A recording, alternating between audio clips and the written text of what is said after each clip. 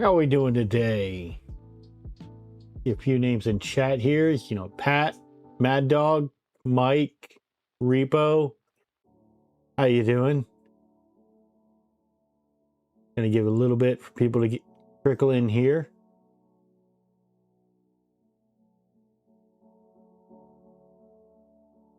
Well, there's a new name I haven't seen before. Spooky Sarah Bethany. Welcome.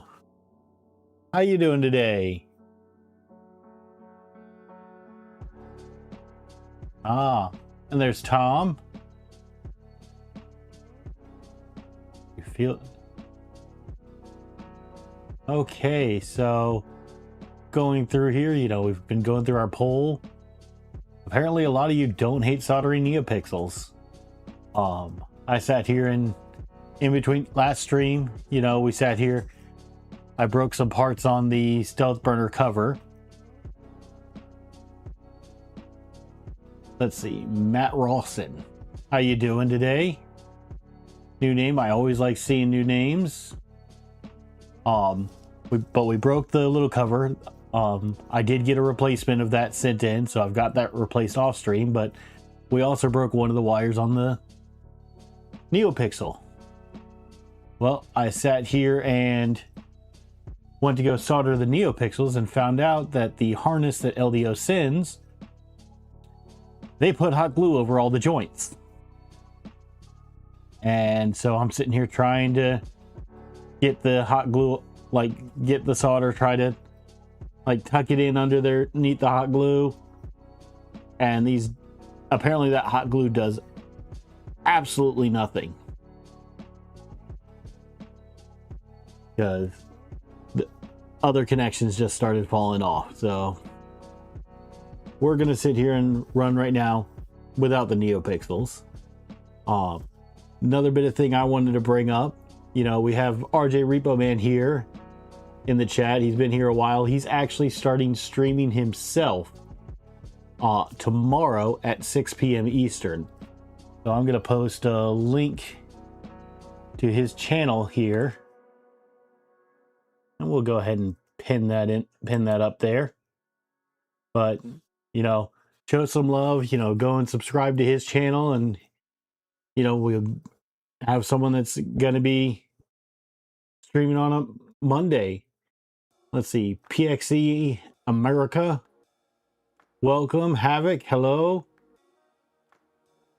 Yeah, alcohol can sometimes get rid of the hot glue, but it might, yeah, it's pretty clear, so it looks like it's either they either have a really interesting hot glue, or like PX in America says it may be resin. And yeah, it's fun, and it sits here and makes resoldering those a little bit of a pain. But as our other tradition, we're gonna open up our Mountain Dew here. We're doing some voltage this week.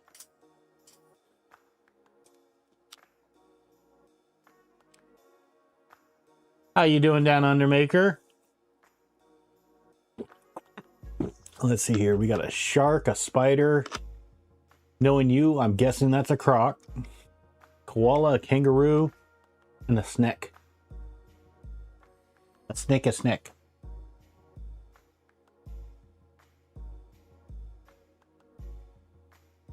Oh, I think James is going to confirm it. Nope, he's not.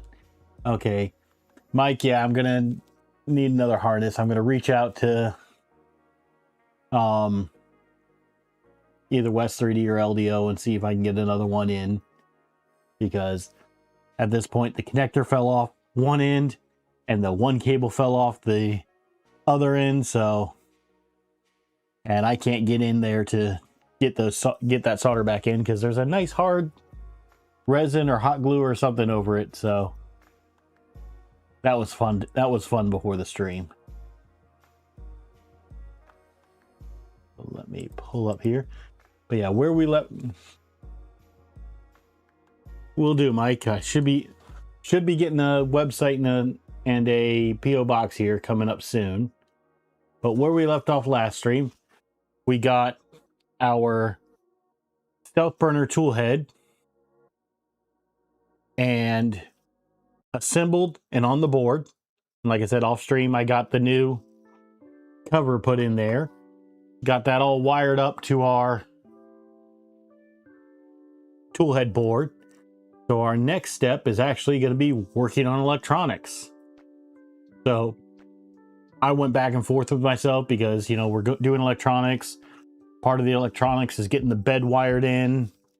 And when you come over here to like LDO's wiring kit, their first thing is they're showing things like, oh, get the mod probe and all that done.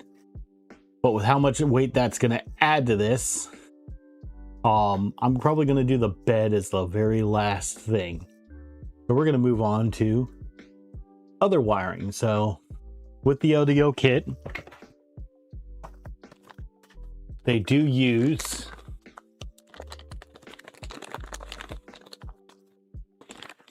a fused power supply where it's all one unit. So if you go by the stock instructions on the kit and everything, these are actually separate, and or depending on the kit you buy, they may be separate, but in this case it is a single piece.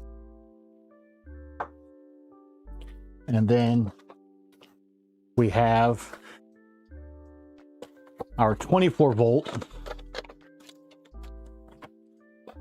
power supply. Now I'm in the US, so big thing you need to look out for when you're over here is most of the rest of the world is sensible and does more efficient power and does it 220, 230, 240, depending on where you're at, the nominal.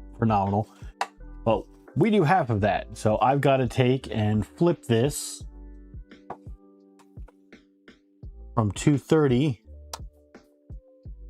to 115. So it'll actually run on my outlets. Yeah, Mike, we're getting into the electronics today. We're going to have fun with main voltage. Now, other cool thing, again, this is my first kit. I don't know if other kits do this. I know Mad Dog's recently built a kit that wasn't LDO, but with the power inlet and the switch, they send a couple of extra fuses in case you blow one.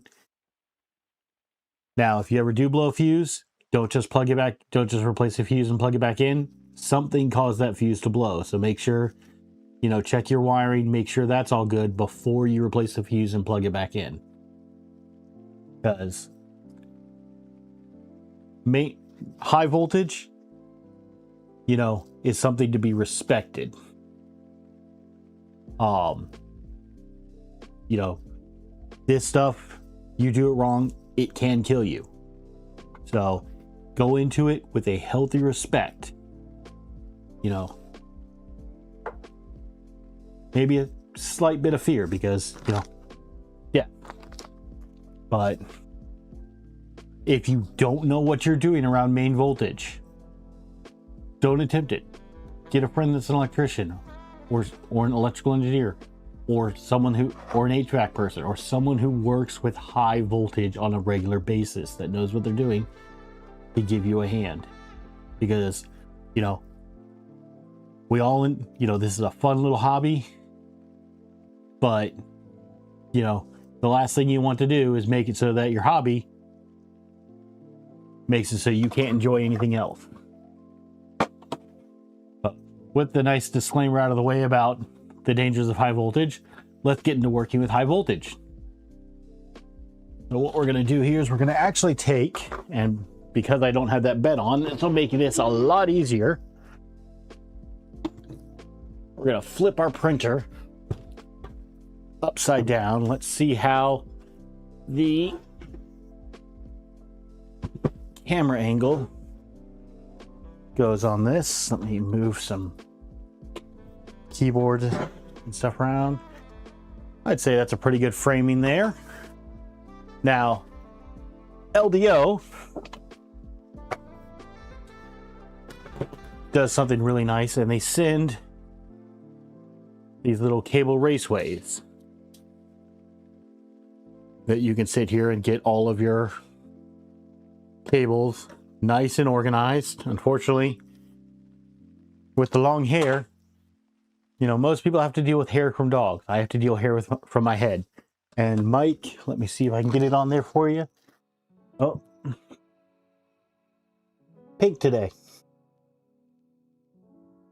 Because I knew you'd be asking about that, Mike. John Doe, how you doing? No, we don't want any of the magic smoke. I mean, if you want smoke, I can give you regular smoke. But no magic smoke.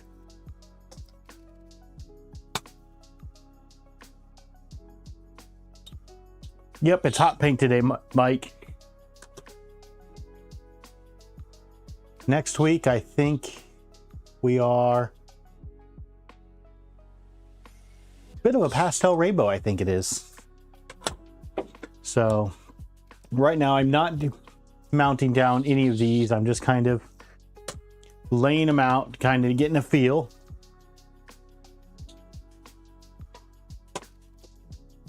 So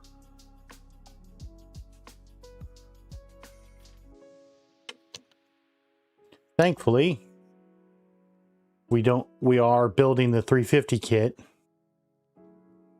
So we don't really have to worry about cutting some of these down, because I know in some of the bigger some of the smaller kits, you do have to cut these things down a bit to get them to fit inside in this underdeck. Let's see here. Tony, let's see here. There. Magic smoke, great. Tony, you're making me hungry. Now I want frosted flakes. Sad thing is, I just went and had dinner and I had a nice sandwich. Ooh. What kind of pie was that we had? That was a banana cream pie. That was good too.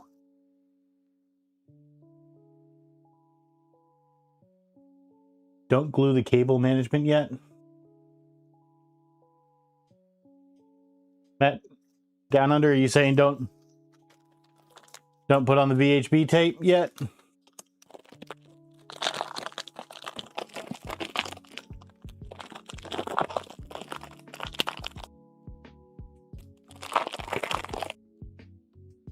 Ah, that is a good thing to point out.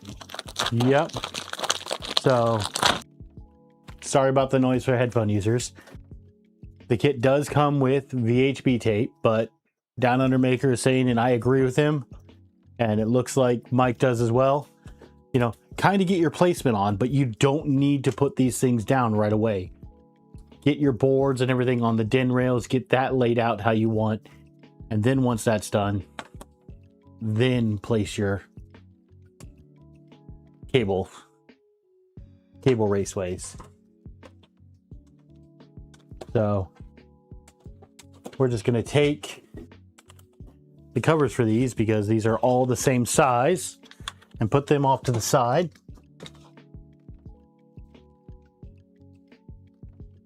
And then we're going to scroll down here. So with this, our layout is going from the back. We're going to have our power supply right here, SSR here, our Leviathan with the pie up here, and then our Nighthawk breakout board up here. Let's see here. John Doe, there's a reason why Armor 3D. You know, John, we all have our strengths and everything.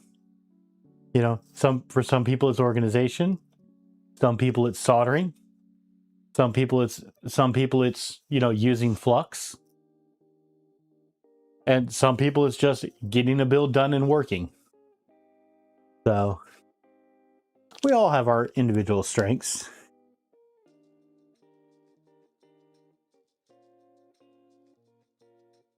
RJ, I still don't know how you do this in chats. You just sit here and jump to number one. David doesn't believe in flux. Yeah, well, Down Under, I went and tried to actually find flux around town, because I knew I was possibly going to be trying to solder those NeoPixels. Guess what I couldn't find in any store? I did find rosin core lead-free solder. Multiple versions of that. I found a place that still sells leaded solder for electronics, which I didn't even think we could buy that anymore. But yeah, I found a place that does that. But no flux anywhere to be found. That wasn't plumbing flux, and even then it was paste, and I really don't want to use the paste.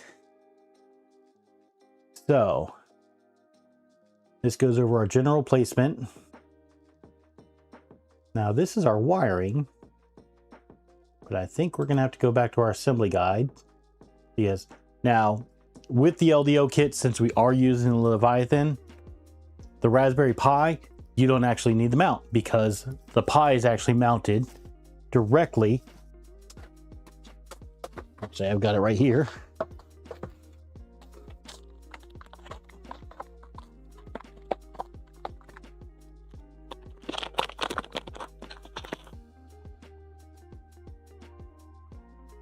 Pull this out and chill.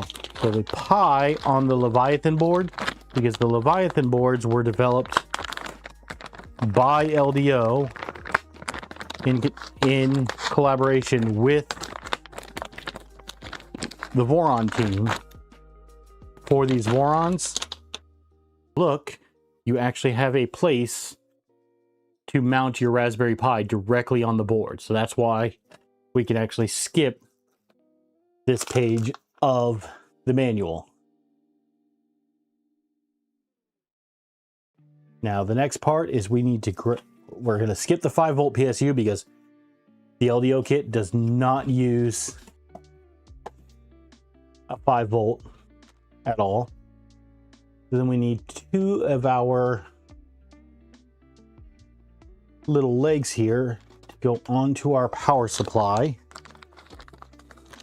And I gotta figure out which one of these are our power supply feet.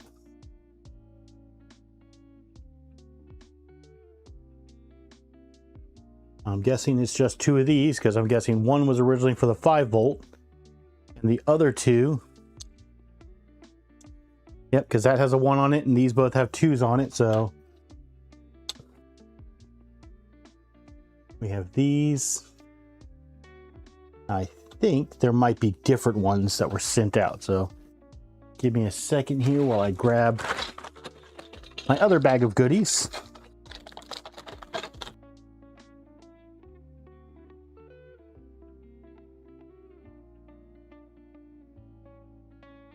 LRS.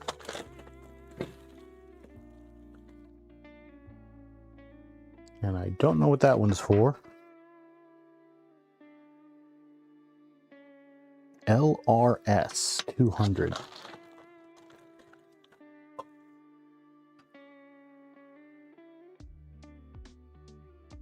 Well, based on the image, let's see here.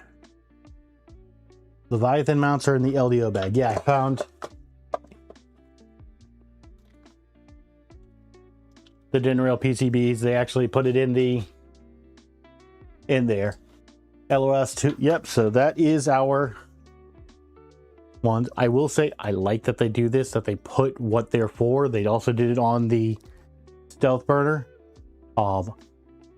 That makes it a lot easier to figure that out.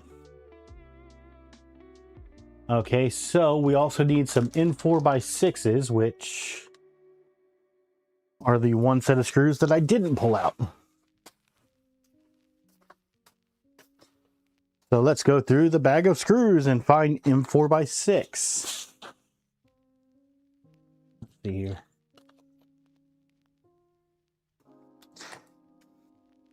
Yeah, RJ, I don't know how you sit here and manage to top out these things, even when you barely talk.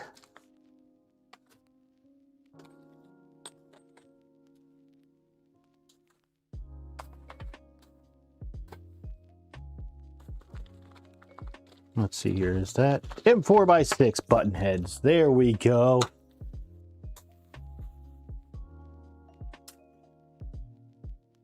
Okay, so they want it with your connectors on this side. Let's see, you're powering the Raspberry Pi via GPIO.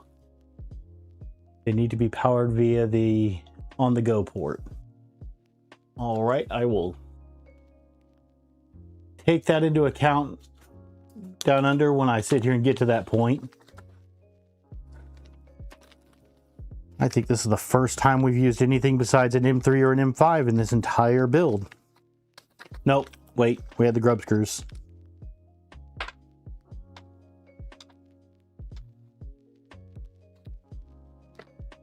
Okay. We've got our 4 there. And I've got to find the correct... Hey, Shrimp Father, how you doing? Well, that doesn't happen to me often. I grab the right driver on the first shot. I have just blown all my luck for the rest of the stream because of that. By the way, Thunder Keys, the new shroud, came in and it looks amazing. I replaced it off stream.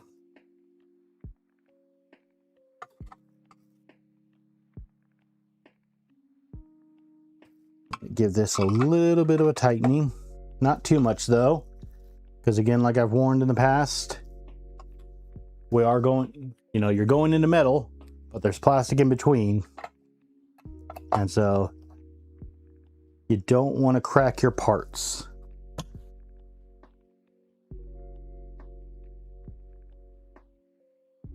Let's see, you know, has anybody ever caught any new makers or anything that have been streaming lately that they've found interesting? For those that weren't here earlier, the reason we have the pin post up in the comment, one of our fellow community members here that's been in the community a lot longer than me, and I'm pretty sure most of you know them. RJ is going to be starting streaming tomorrow at 6 p.m. Eastern time. So if you haven't gone and subscribed to him yet, you know, please do, because, you know, he's been a big supporter of the channel and everything. You know, he supports a lot of people out in the community. He's very vocal, even if he does somehow find a way to get #1 in every single chat that he's in. John Doe, the pinned comment up in the top of chat is a link for RJ's channel. How you doing, Killa?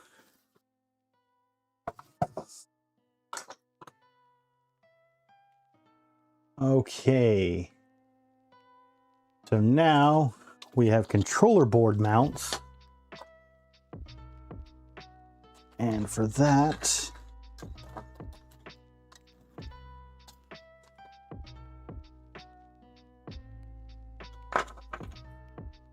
we have these 2 pieces, and those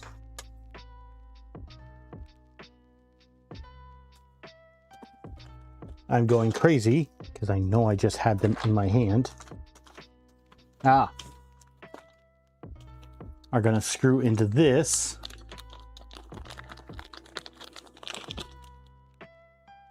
Let's see. John Doe, it's back up in...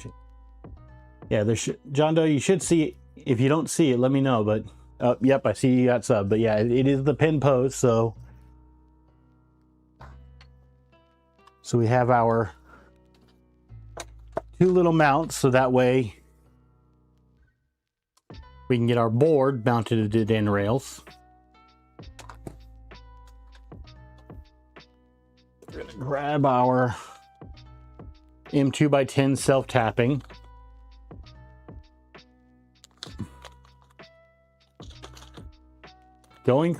Wait, who's going crazy? Let's see here. I'm reading back up through chat trying to figure out who's going crazy. I can't go crazy. I can't go somewhere I already am.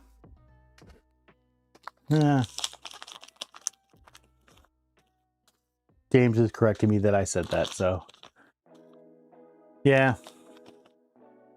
I realized I can't go somewhere that I already am. Yeah, Killa, you did have a very nice stream today. It was quite enjoyable. And I enjoyed being able to, you know, like you said, when you have the smaller audience and everything, you can kind of interact with them. It's a fun thing to do. It's just really hard to do a build and do it at the same time. Okay, so now I get to find out what size hex head I should be using on these. And 1.27 is apparently too small. Where is my 1.5? Here's my 1.5. There we go. Okay.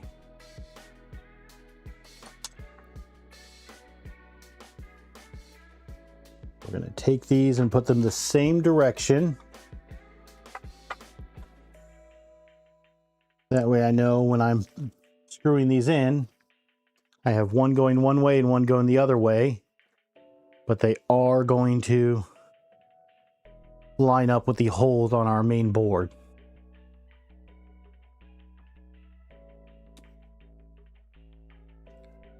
Screwing into plastic, always fun.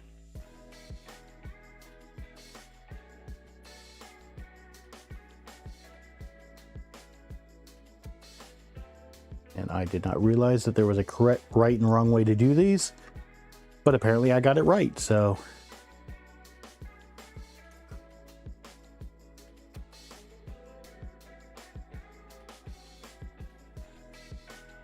Okay, got that in nice and snug, not too tight. We're gonna grab our other one, and it's going to go the other way.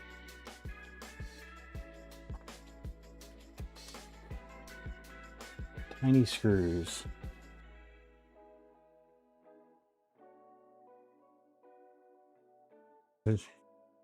Oh. Yeah, I caught the end of your stream down under, and it was actually a very good stream going over the ups and downs of the Vivid. Didn't quite catch the heckling. I might have sat here and had to step out while that was going on. Did catch you talking about it in your Discord. That was very interesting. Let's see here. Followed by,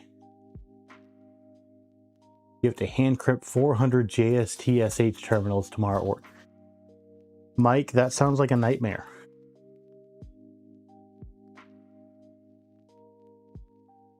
Hashtag, I am nowhere near a pro streamer. You know, Down Under Maker, I'll give it. He's pretty good there.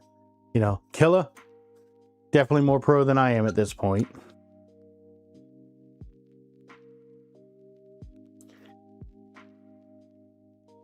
Oh. Yeah, if anybody does know, I do tend to go crazy on this post. I want everyone to know that we're going live. Let's see here. John. Yeah, Killa, I'll get there eventually. One of these days I'll get there. Okay, so we need some more M3x6s. Where did... That's my M3x8s.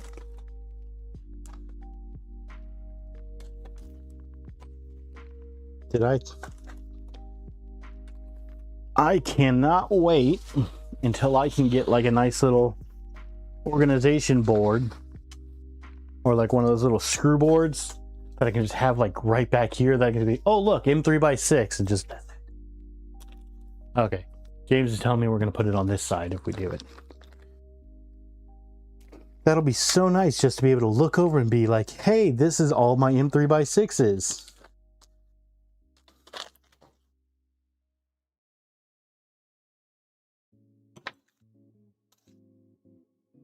No, apparently I did pull them out. M3x6 button head. There we go. We're going to need 4 of those. And let's go back to the LDO build notes. We're on page 155. See if they say anything about that. Nope, 156 is the page where we're going to have to change up something. So that one too big. That one's too small. I need my 2mm. 2 mil, got it.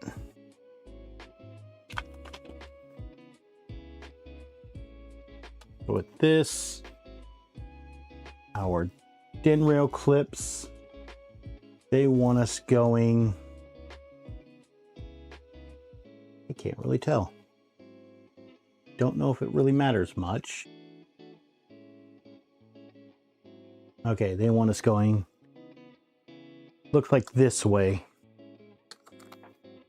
So it looks like, if you look at this little one, they want this one. So I'm guessing the front side of the board. Don't think it really matters that much because we can always rotate it, but the way that this is going to go, this is going to go back here with the pie there. So yep, that is the correct way, right like this. Let's see here. Hey David, how you doing?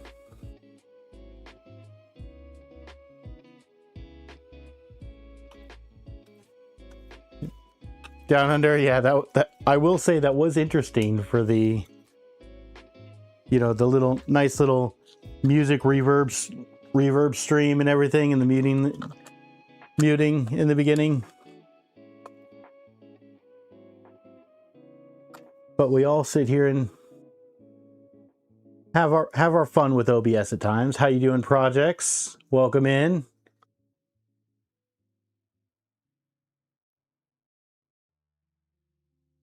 Okay, just trying to get this. Oh. Oh, down under.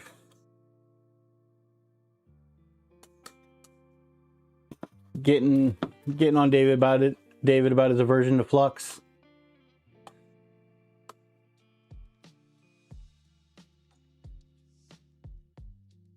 So, down under, I know you don't like it. I know Mad Dog does. I sat here and, you know, last stream we sat here and did the toast with Vegemite. I took it to the next step. I tried a grilled cheese with pepper jack cheese and Vegemite on it.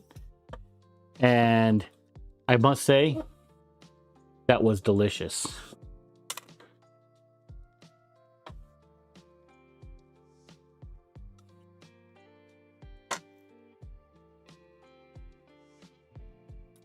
Socks on carpet.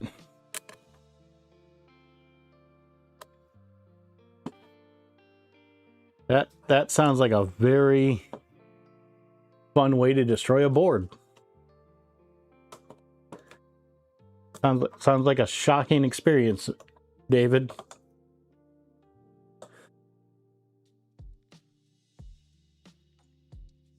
Oh yeah, I had Mike. It was I used pepper jack cheese for the grilled cheese, and oh, did it turn?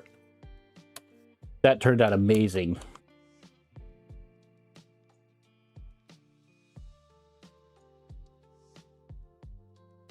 Mad Dog, I don't know when I'll be able to try that way. You know, I'm still getting used to eating it, but I don't think I can do the spoonful of Vegemite yet. Let's see here. Hey Keela, how you doing?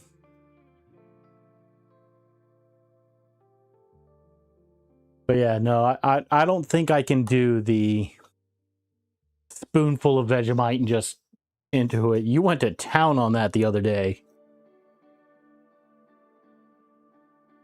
All right, so we've got our connectors in there.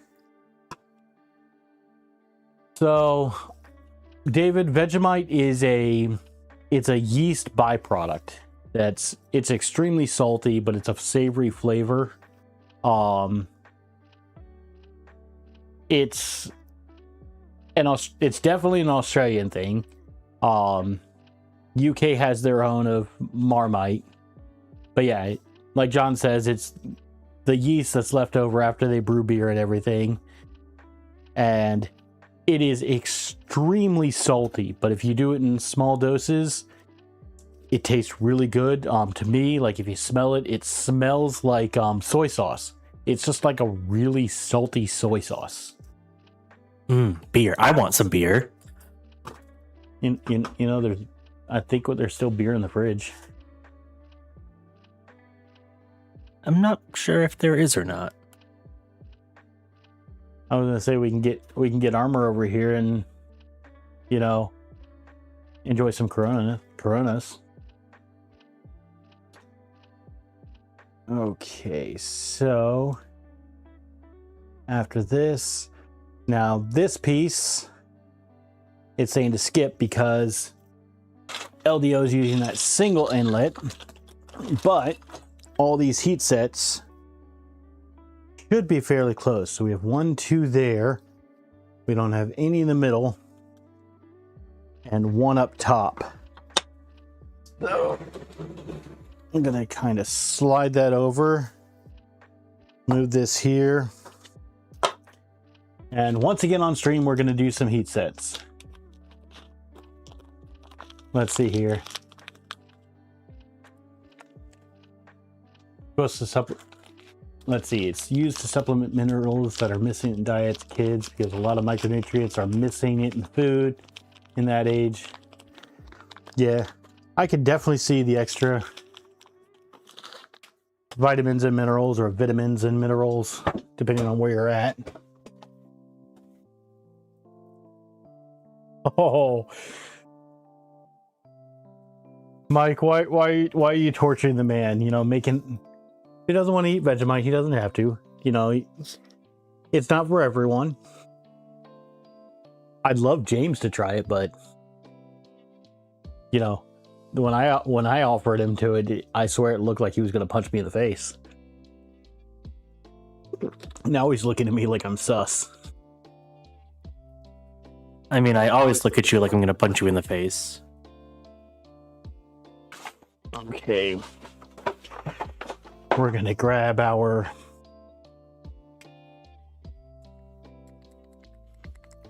but only with the best of intentions. I'm going to take our soldering iron back down to our heat set temperature, and then do the weird way of soldering that you guys think is just absolutely weird, but it works for me. Let's see here. Mike, your wife is literally listening to this and saying it's gross. Vegemite seems to be that way. I've noticed. There's not a I can take it or leave it. It's either I love it or I hate it. You know, those of you with more experience with it, please tell me if I'm wrong, but that's the vibe I'm getting from it. It's either you love it or you hate it.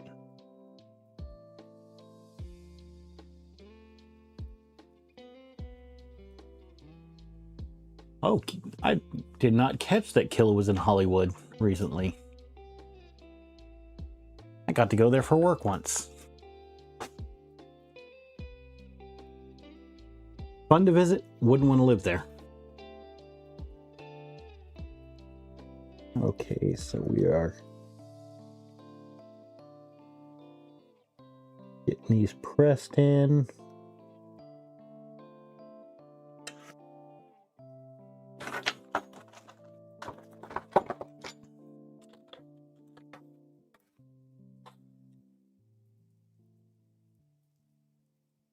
Ah.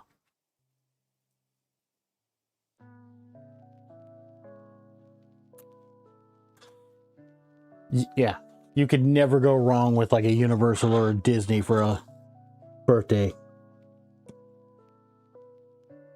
Then again, that's I might be a bit biased living in Florida, because for me, Universal and Disney are just a day trip.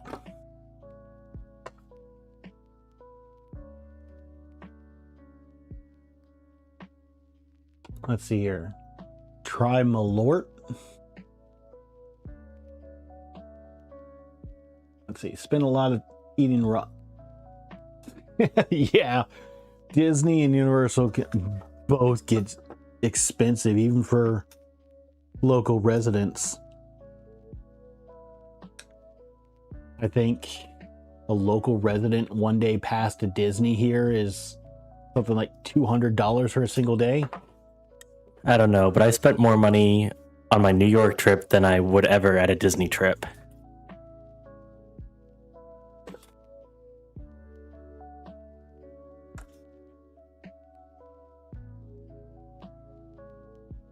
So based on what he spent on in New York, David, we're talking about coming up your way. We would not mind coming back up to Massachusetts.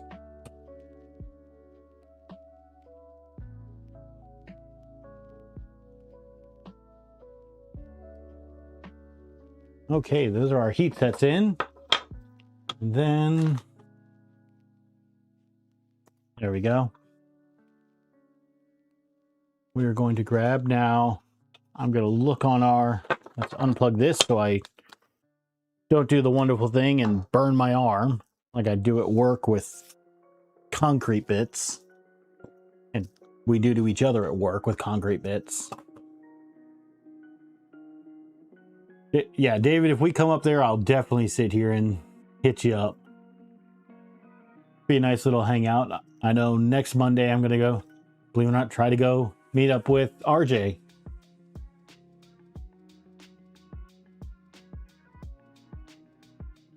Let's see here, 156. We need to refer to the LDO wire guide. Yeah, that's just decking, but does it matter which way it goes? That's what I'm looking right now. It looks like Mushrooms are at least better than onions. that goes this way, so it looks like they want it this way. So the way they want it, if you're looking, let me double check that here. I have that on the back like this. Yeah, so the way they want it on this piece is, I think I'm going insane. Okay. You can't go insane if you're already there. I've got to leave the town of crazy and insane. Okay, no. So yeah. Nope, I had it right. So the way they want it, your motor mount's here. Switch closest to the motor mount. And if that is wrong, someone please correct me now before I push this thing in.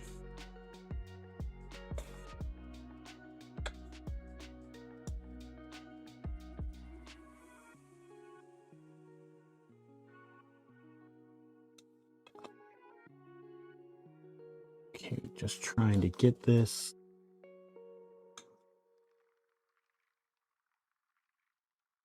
All right, time to get some files here. Magnets everywhere.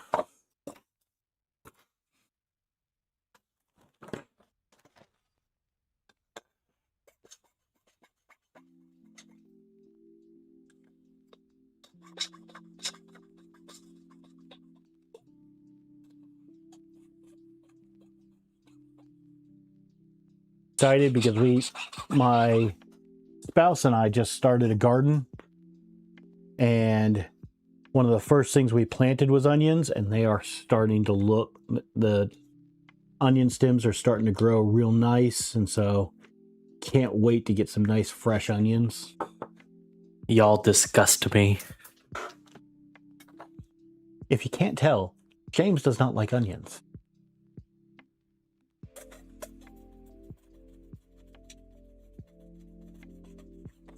Okay, I'm just trying to get this file down so we can actually fit this part in here. Hitting ever so slightly on edges.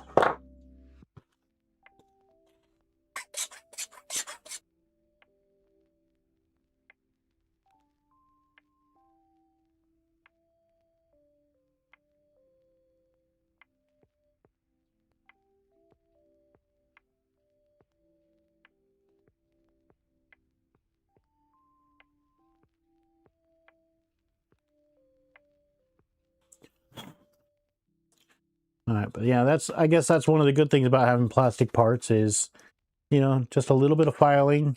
You can adjust how things are sitting.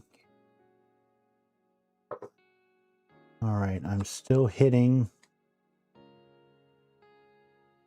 up on the top, and I'm hitting on the one edge there barely. James is going to mute me again so I don't kill you guys with filing sounds.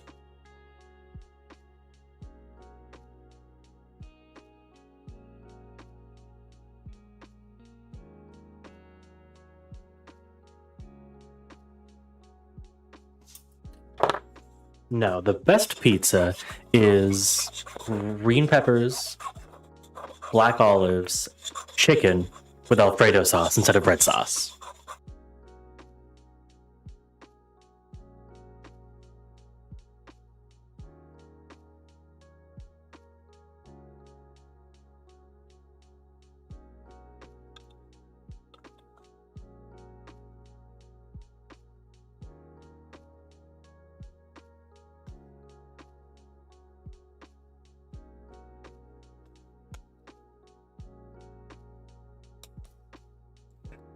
Aha! Do I have it? Do I have it? Nope, I don't think I have it. A little bit more.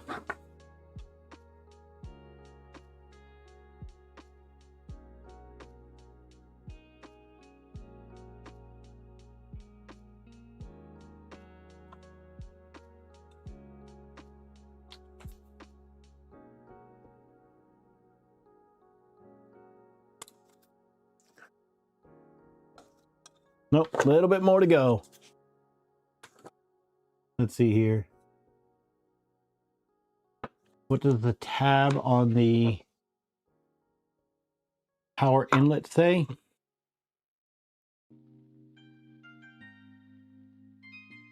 No, it says 1.0 Thunder Keys.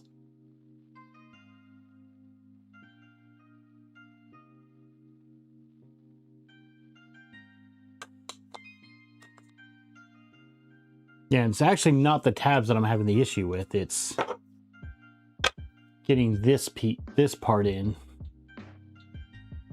on the backside.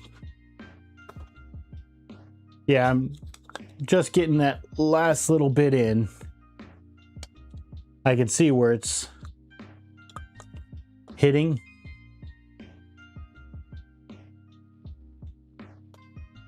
Well, RJ, I appreciate you asking how my trip was, but my trip was to New York City. So I'd give it a 2 out of 10. Love the people I went with, hate the city.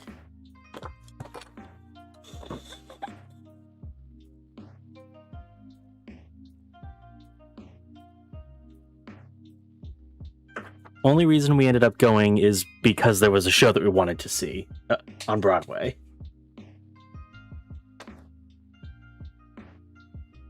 Let's see here. And yeah, John Doe, it is super expensive. Like I said, I spent more on this trip than I would going to Disney World. And I basically just bought food and drinks.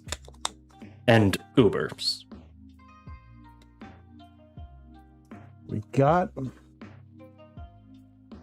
This side is going in fine. It's these sides that I'm just barely hitting.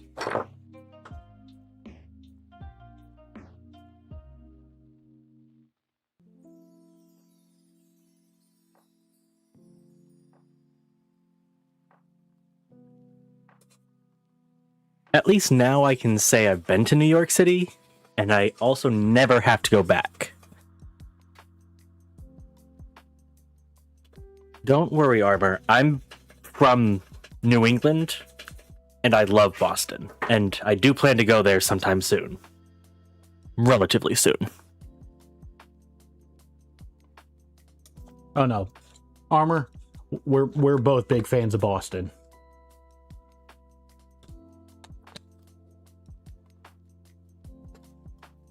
I sat here.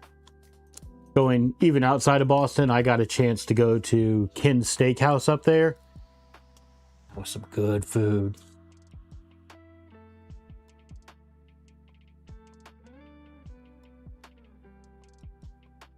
Get in your hole. That's what he said.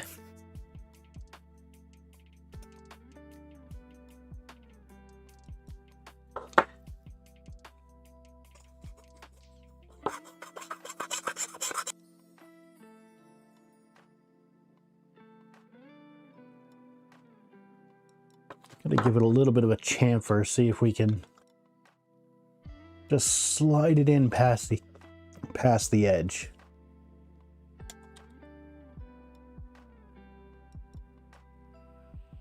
There we go. Yeah, Mike, I also can't afford to travel. Yet I did. There we go. It was a battle. We got it in.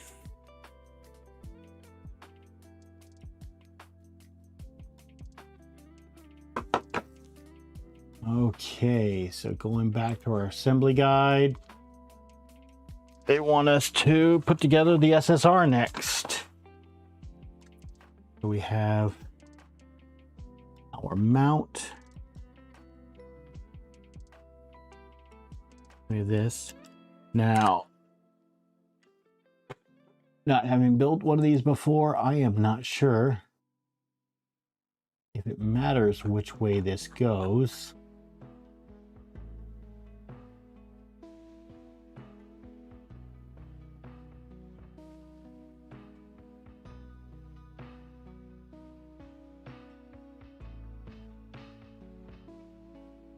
Based on this, they're showing it this way and attached like that.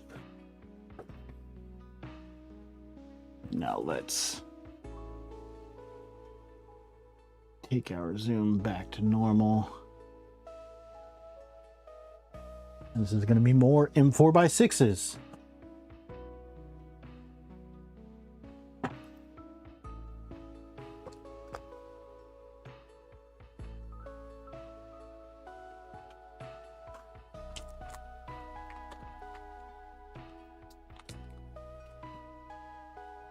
Hey, let me find what I did with the M4x6s. There they are. Let's see here.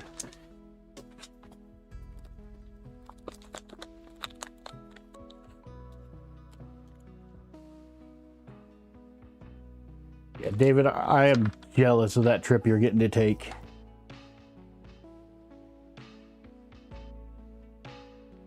So many good things to see over there. At this point, I need a vacation for my vacation.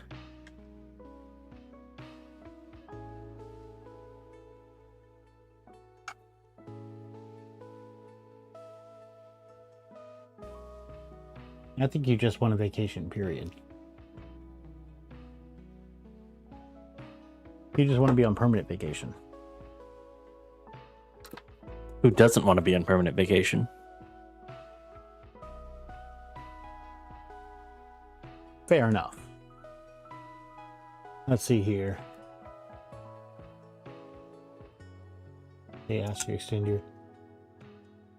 Yeah, David, that sounds like the hardest thing to agree to. You know, extending that trip an extra. Don't know how we are ever gonna sit here and do that.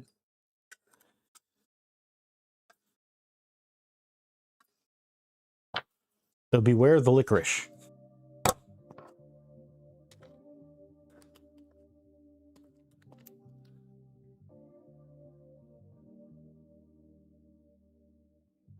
Let's see here.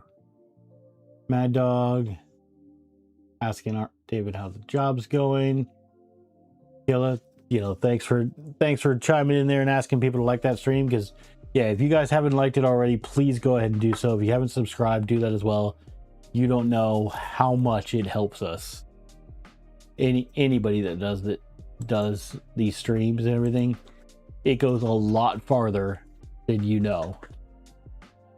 Okay, so yeah, I guess we can put together the little probe. So little piece, and LDO actually has circuit boards printed up with the parts and everything already in there. And then in here, it's going to be some of those tiny little self-tapping screws, which I think I have mixed together. Nope, I actually did put them back where they belong.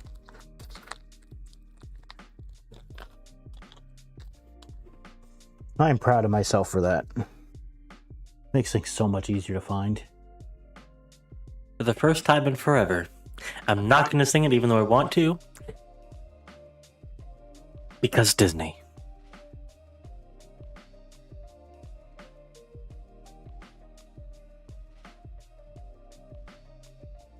Oh, Mad Dog, I do like interesting foods. I'm gonna try to change it up a bit. You know, I can't just do can't always do Australia. You know, I gotta go share some love with other parts. You know, maybe try an English thing or something. Could go Canadian and ooh, I could make poutine. No poutine for you. Why no poutine? Because it uses disgusting brown gravy that no one should like, because brown gravy is vile. James doesn't like a lot of food. Now, if you want to make it with turkey gravy, we can talk about that.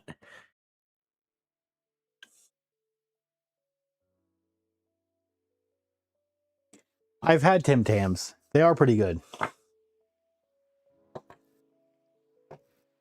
I've also had Jaffa cakes. So I guess legally in the UK those are considered cakes. They actually won some legal case where they're not a biscuit, they're a cake over there. Widgety grubs are sweet and high protein.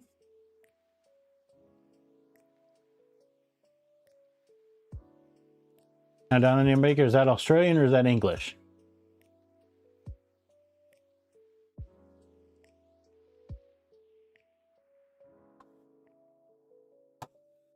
Now with this, it says put those two in there. So yeah, on if you see on screen, the Voron says, you know, you're screwing everything in from the bottom because the little clicky switch is actually screwed to the board. You put your M2x10 self tappers on the side up here instead of on the bottom of the board. So let me see. I think I have an image of the way LDO wants you to do it. Yeah. You put it on the side here instead of the bottom like this.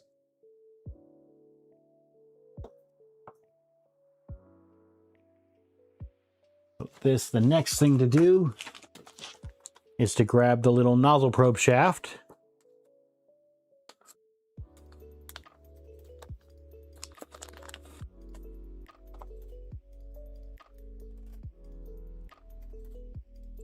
That's going to go in there. Now it does say to put in the grub screws. just to ensure that the shaft can't fall out, but you don't want it so tight that it prevents it from moving. Now, where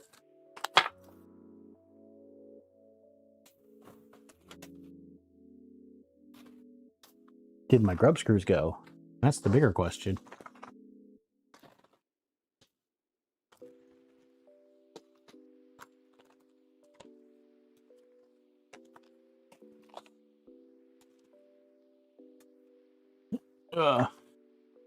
So many streamers are having a desk cleanup stream. I think I just need a clean up my stream area stream. I know that would make James happy. You're not kidding.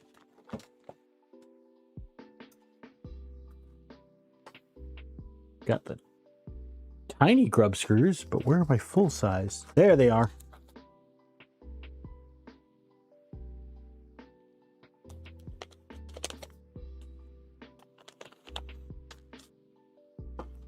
Yeah, no. There's just a corner over that way that's like, you know, everything. It's the Lion King. Everything the light touches is our kingdom. What about that trashy place over there? You must never go there, my son. Yes, I know I just did a terrible James Earl Jones impression, but I think almost anybody impersonating James Earl Jones is going to be terrible compared to the original. Let's see here. I just had my 2 mil driver. I mean, I can definitely tell you weren't prepared.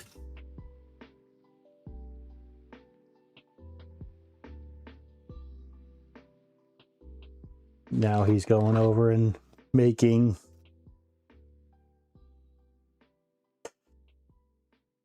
Have I ever mentioned we watched too many Disney, James and I watched too many Disney movies?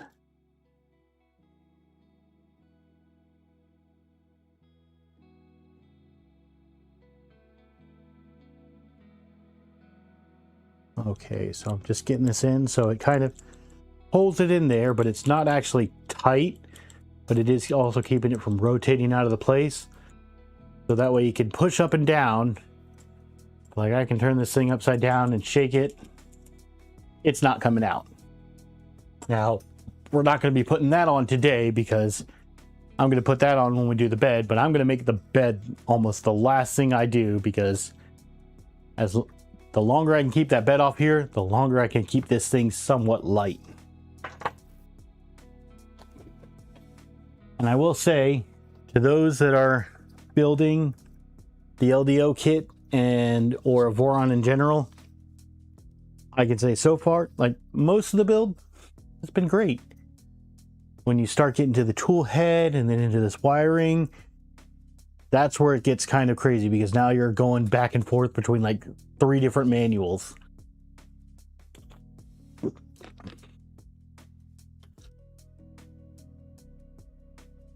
Yeah, Keela, The Lion King is a great movie. My sister-in-law actually wore out the VHS tape when she was younger for it.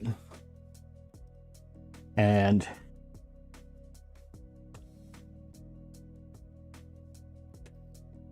we sit here and I remember when we were going through Animal Kingdom, we would just start singing Lion King songs. Mostly Be Prepared. Don't you dare start doing Small World. We went on that ride once, and that was just to get the achievement. And yes, Disney parks have achievements. Yeah, the wiring is where it's really starting to get to the, okay, I have to jump here, but then I have to jump back here, but at the same time I have to be back in that first place to sit here and make sure that we're going over. So this is where it's starting to get a bit chaotic. So this is showing, you know, hey, you should have already had the belt on, but then put this little Z probe on, but we're going to skip that. So our next thing, it wants us to do the XYN stop. But if we go into the errata for LDO, because we are currently on assembly page 162, We go here. We skip page 162. The kit uses an XY in-stop board. And we're going to go to 163 and follow only the step for the XY in-stop board.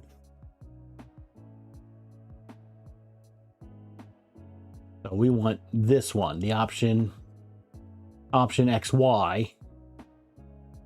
So we are going to grab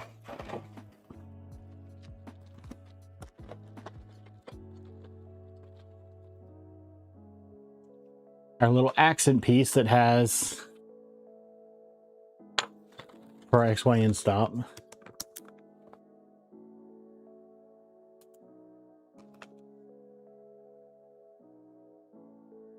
Oh,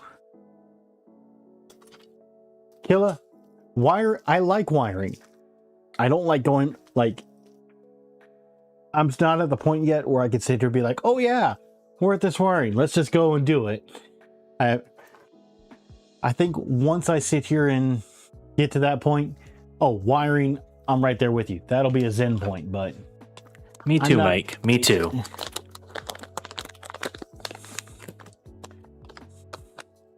It's a world of darkness, a world of fear. I'm using the tune. I'm doing a parody. Parody is allowed.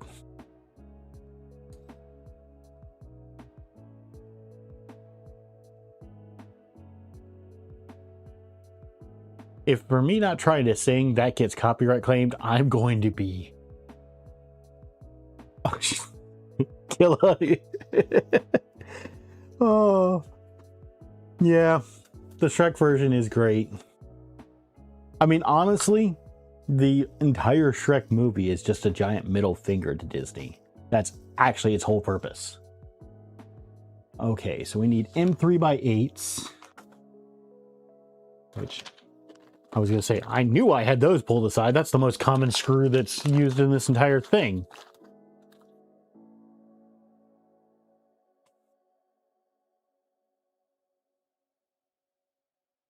But yeah, when they came out with that movie, it is literally just a giant middle finger to Disney. Now,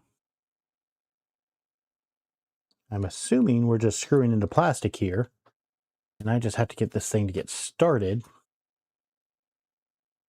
Go in there, but that is not wanting to start. Down under, if you're going out, you can get me some honey wine. Yeah, James has been on a mead kick lately. See, Down Under's right there with me.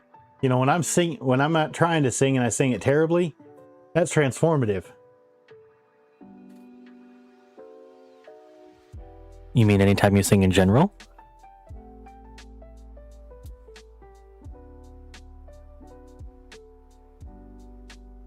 Okay, come on, screw. Just go. Thread into the plastic. That's all I need you to do.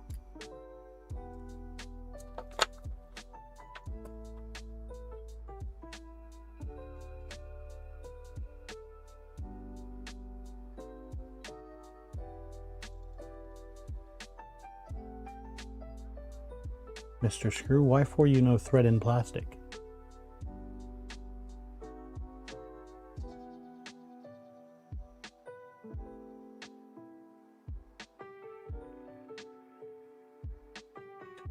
Let's see here. The thing that got me about Shrek is it took me years later to realize this. Who remembers watching Pinocchio?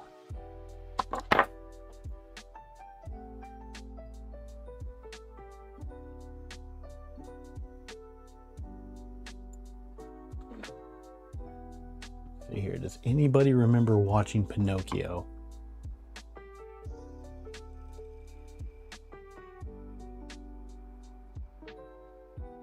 Oh, I miss John Doe. I sit here and miss Mr. Toad's Wild Ride. But no. So if you remember watching Pinocchio and you remember it well, the island where all the boys got taken off to and they could party and everything. What happened to every single one of them?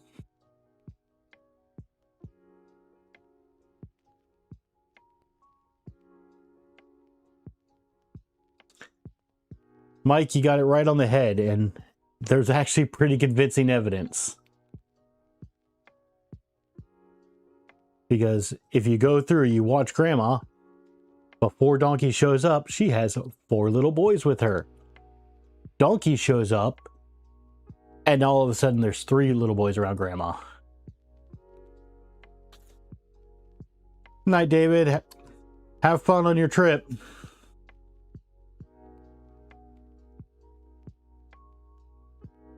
So the thing about Haunted Mansion is that the one at Disneyland is so much more cool.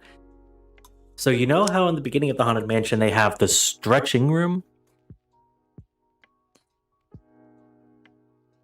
When they made the Haunted Mansion and the stretching room in California, the reason that it had to exist at all is because they had to get the people going on the ride underneath the track to go on the other side of it to come back up. They didn't have that same limitation here in Florida. So instead of the room going down, the ceiling goes up. And it's just not as cool.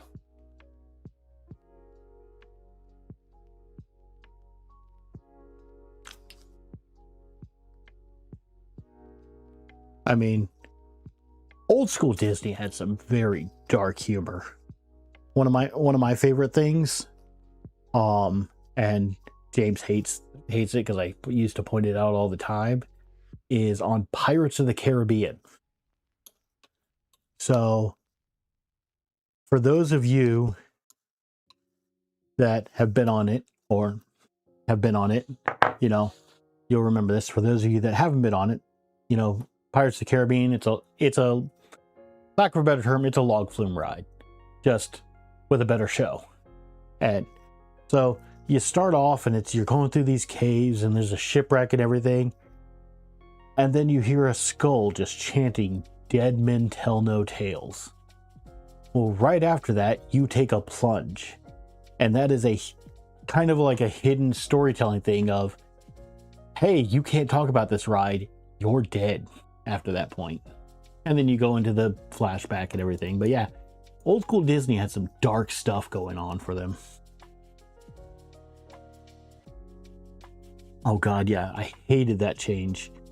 So there's a scene where they're doing where they have an auction, and man's trying to auction off some chickens, and they're going through, and you know, he has a lovely assistant by him. Well, nowadays, if you go through the ride, it's, you know, they'll scream out, you know, "Forget the chicken, we wants the rum."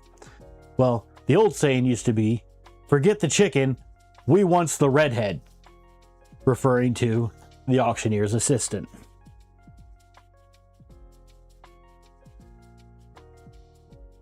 That you know, it was one of those changes I don't think needed to happen. It was part of the original ride. It gave it character. Okay, so now we need some M3 by 30s.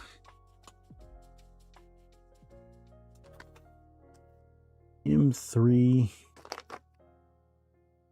by 30s. That's no M3 by 30s. Mike, you'd rather have the rum?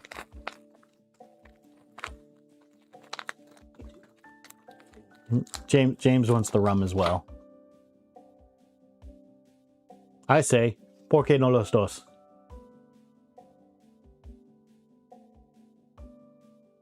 They still have one of those, John, but there's, yeah, it was a lot more prevalent in the old version. Okay, so I don't think I'll be able to show this too well. Let me slide this over. For those of you that don't remember, when we put this on, our little extra carriage on, it told us to skip putting in 2 of these screws. Well, that's where we're going to put this piece in its place. don't know if I can do a very good view of this for you all.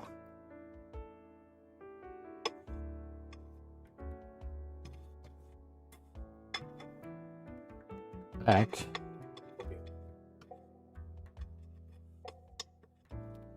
I need to grab my other screwdriver. See, I need my 2 mil. That's 2.5 mil. Nope, 2.5. All right, so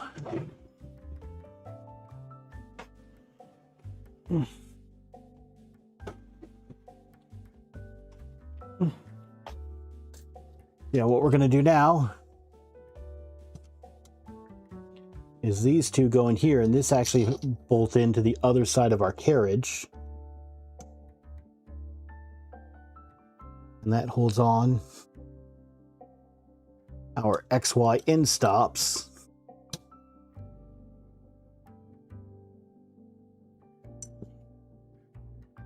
And it holds our X carriage onto the carriage for our rail.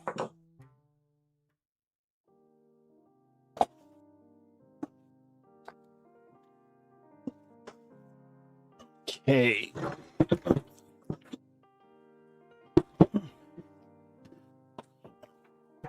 Rotate that back.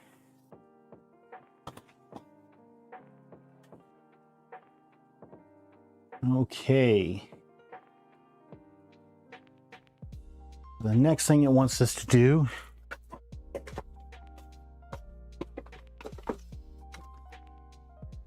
is we have this piece which holds Wagos in, and that is going to get mounted back here.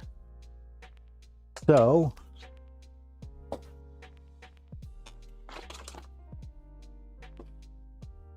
in one of my kits here, in my boxes, I have my Wagos.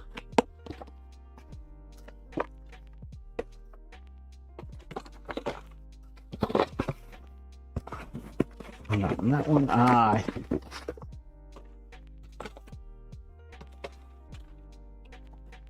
Not the motion kit.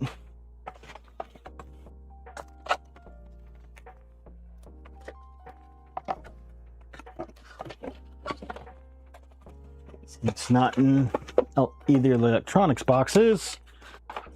Apparently it was. It just fell out. So, from what I understand, with the way these are printed, the Wagos should just kind of clip in here.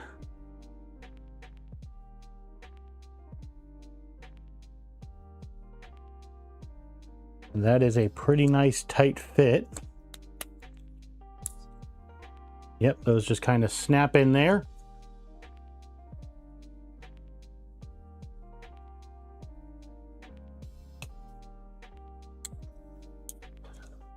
Okay, so 2 of 2 or 2 of 3, and now we need to get 3 of 3. Now, something I'm finding that's working for me, I don't know if it'll work for everyone. I kind of get the slit in at the very end and then slide it in instead of trying to snap it down in.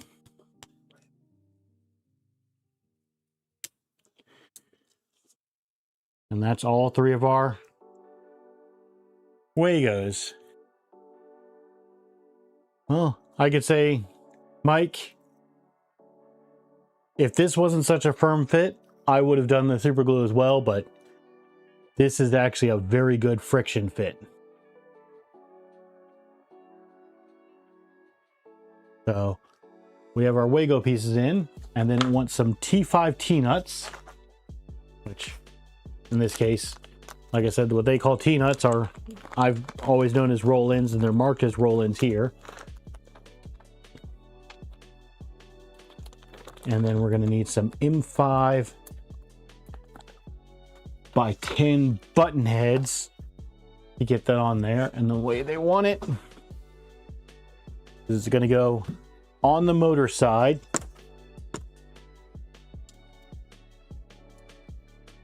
And then, Kill, if you're still here, did you ever figure out whether it was your extrusions or the T-nuts that you were having an issue with?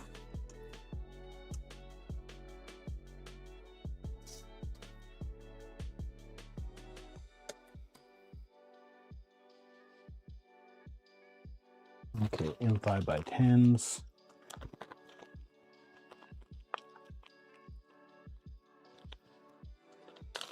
John Doe, do you sail the seven seas? Okay, so it was actually the T-nuts that the issue was with. Okay, that is a, you know, it's disheartening to know that there was a problem with T-nuts, but it's always nice to find out that someone did discover what an actual issue was.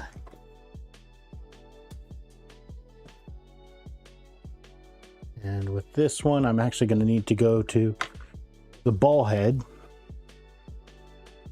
because I'm a bit of an angle here. What we're going to do is try to get this somewhat lined up first. That way, as I get them started, I can slide it over afterwards and then get them tightened down. Just a mismatch on the nuts. Okay. And then for those that didn't watch, you know, Killa did make a nice little piece of advice today where, you know, making sure that you've lined up your T-nuts before you start trying to tighten down screws. Otherwise, you're sitting here, why isn't this going in? So I want to thank Killa for pointing that out for people, because it's I will say I always appreciate little advice like that. Now, trying to see here on the image, it looks like this is almost right up against the stepper motor.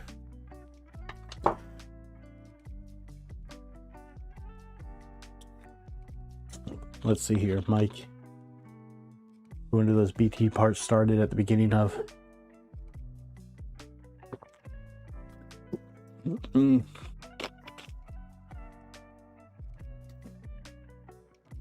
I didn't quite get in at the beginning of his stream. I sat here and I was building a garden with my spouse. So we sat here and got our second raised bed done today.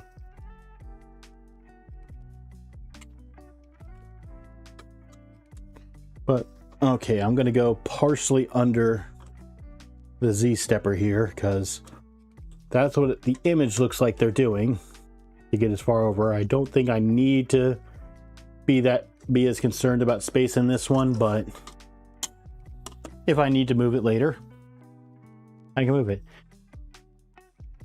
Mike, it's not. Yeah, so Mad Dog, I can get into that first Wago quite easily. And Mike, it's not really that tedious. My spouse sat here and they put together the actual frames. We just went through together today and put down some weed block fabric and filled it up with raised bed soil. And I think we're going to be doing strawberries in that one.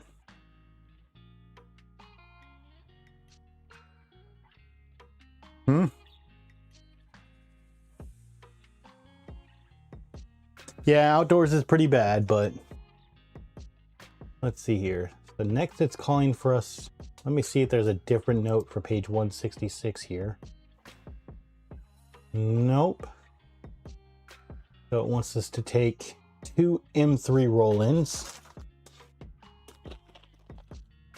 and put them right above here. I'm guessing that's going to be for the skirts. Yeah, Mike, I live in Florida. We don't know what basements are here. Mostly because for most places in Florida, we can't dig down far enough before we hit the water table to have a basement. Yeah, well, I think where I grew up, I was 14 feet above sea level.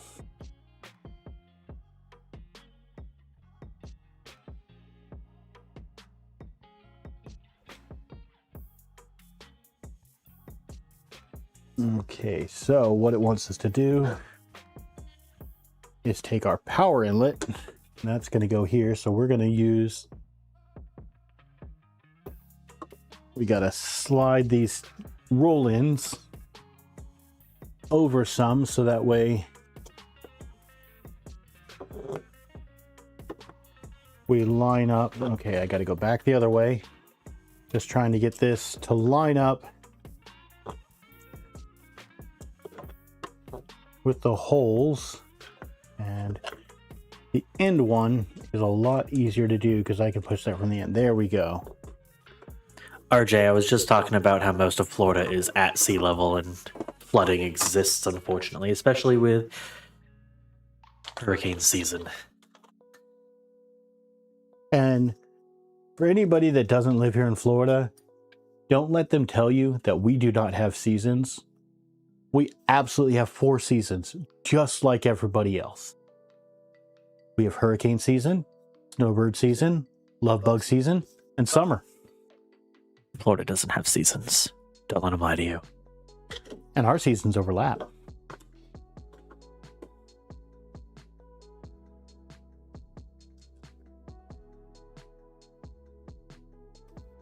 Okay, so again, I'm having to grab my 2.5 millimeter ball head because there's no real way to get this in with a straight driver. 2.5 mil. There we go. Let's see here.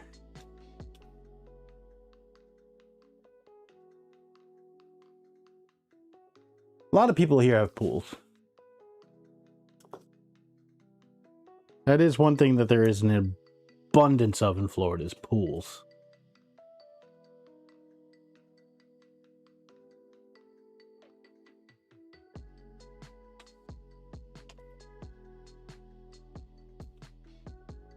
Nothing wrong with suburbia. I mean, heck, Green Day made an entire song about it.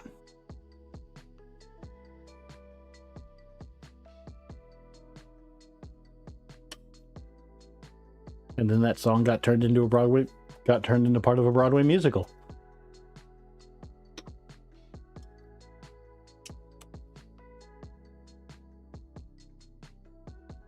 Love bugs are terrible.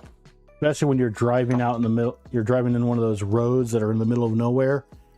You know, for those that want a history lesson, love bugs were originally brought to Florida as an experiment to eliminate mosquitoes, because it was thought that they would eat the mosquito larvae. Well, not only did they not eat the mosquito larvae, they also don't happen to have a natural predator here. So they breed like crazy, and they're attracted to the carbon dioxide that comes from like the trucks and everything. So as you're driving down the road, you get in a heavy swarm of them, and you can have a white car, and by the time you're down to the other end of the road, your white car is black. John Doe, take it easy. Have a good night. Thank you for stopping in. Okay. So I have this piece on. Does that count as having my skirt installed? Is that how that works?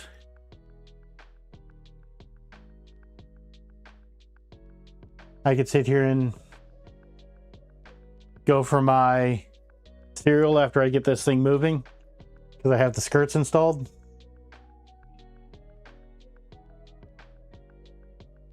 Okay, so what we're gonna do, we're gonna get our power supply, and let's go over to our kit just to make sure that we're putting it in the right place, in the right orientation.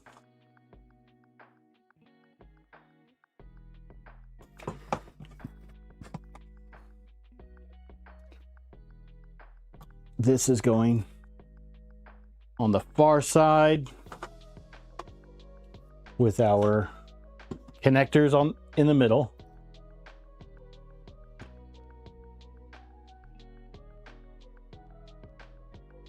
I did not know skirts weren't a serial requirement. Cool. So Thunder Keys, with all the functional parts, as long as it's up and running, I can get serialized.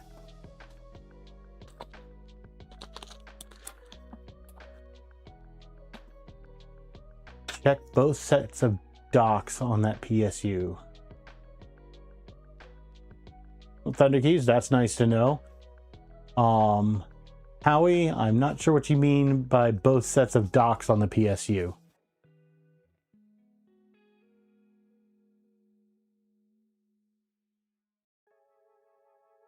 Yeah, so I'm going by the Howie, I'm going by the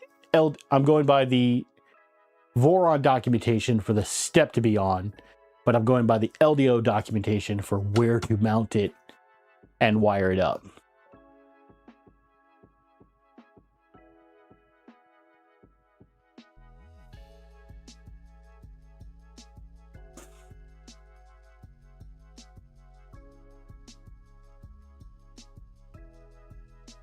So Thunder Keys, I think I'm kind of there with Steve with the bottom panel.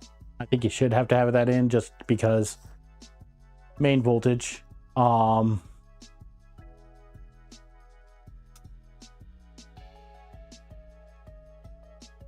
Let's see here, Thunder Keys. Let's see here, Steve agrees on this.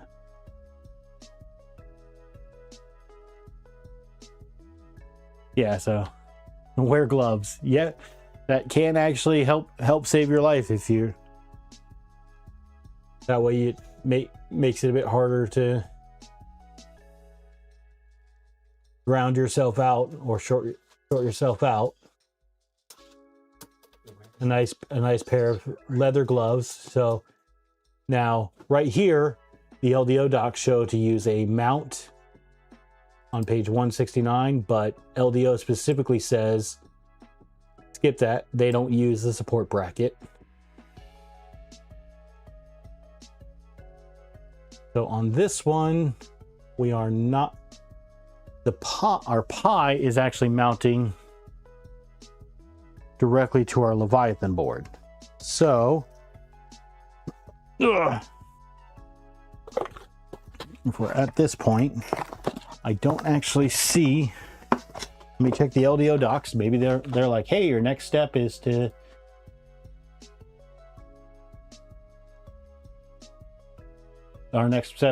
put the Raspberry Pi on. But nope, it just says refer to wiring guide for Leviathan and general electronics placement.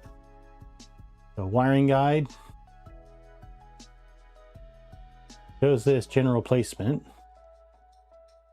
Does that. So okay. Let's play. Let's get this Raspberry Pi mounted to our Leviathan. So we're going to open up our Pi. This is my second Pi today. Yummy.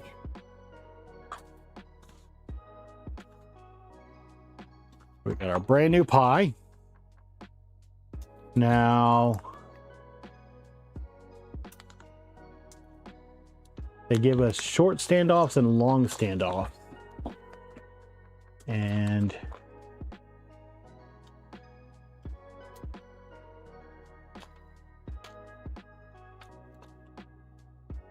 I'm going to sit here and see. Is there something that I should be doing on this instead? Root. I don't need to Voron out. Nope, that's the Nighthawk toolboard. Positron orbiter. I'm looking to see if there's a guide for the Leviathan. I have not seen anything yet. on putting together the Leviathan toolboard, especially things like standoffs and everything. So let's go to Google.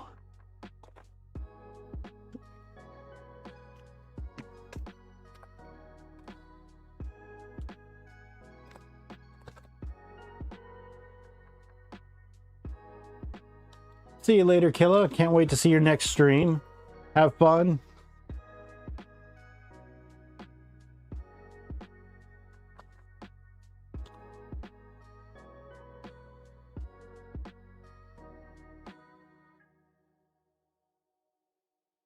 Okay, so here's our Leviathan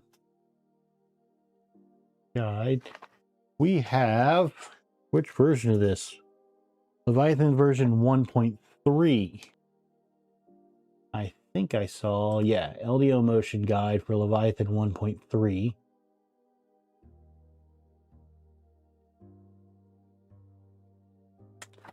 So they are saying to remove all jumpers.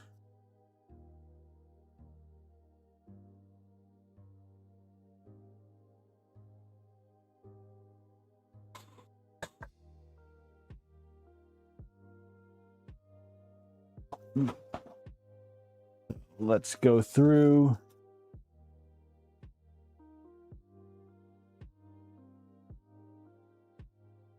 And remove the jumpers.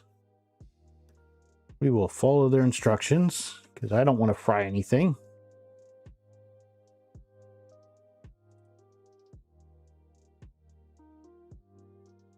Those 4 jumpers, and I think those 5 jumpers. Nope, there's one more. Do we need to remove this one as well? No, it says remove all that are used for voltage selection. And it's pointing to 1, 2, yeah, it's pointing to these 5. So when it's telling you to remove all jumpers, there is a jumper right here, but it's these 5 down here that they're pointing to remove.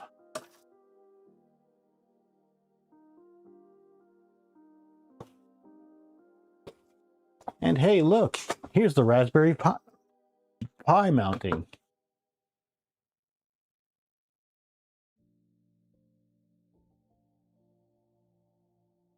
Let's see here.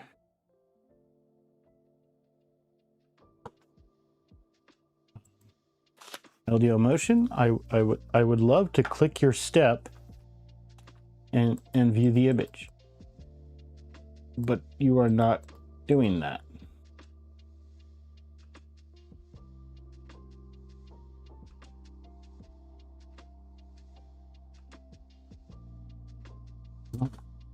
That broke. That is so funny because I know Steve was on this site earlier and it wasn't even loading for him earlier.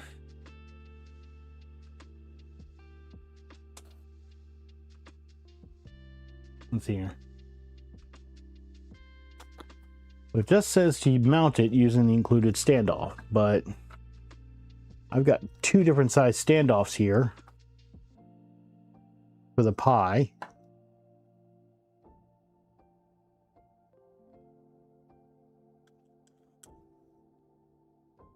And if I go with that size, that's kind of nice and even. And we're going to take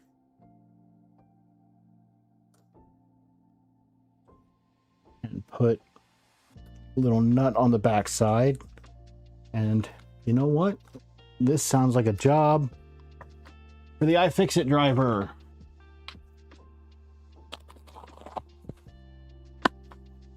Let's see here, Mad Dog. Yeah, so Mad Dog, what I'm doing is they actually gave 2 sizes of standoffs. I'll bring them up here so you guys can see. They gave 2 sizes of standoffs. I'm going to use the smaller one.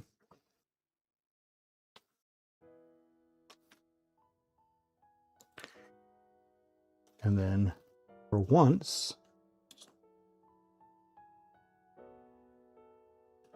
we need to grab our correct bit.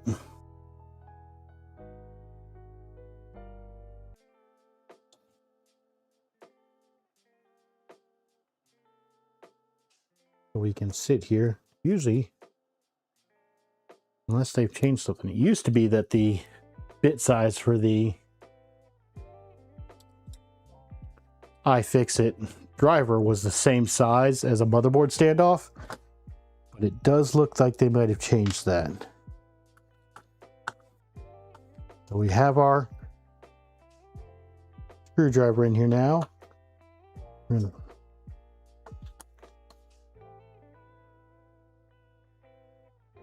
going to get our nut in there. And that having this little LDO or the little iFixit screwdriver just makes this a bit easier to get everything screwed down and in together. And LDO Motion, what is up with your site today?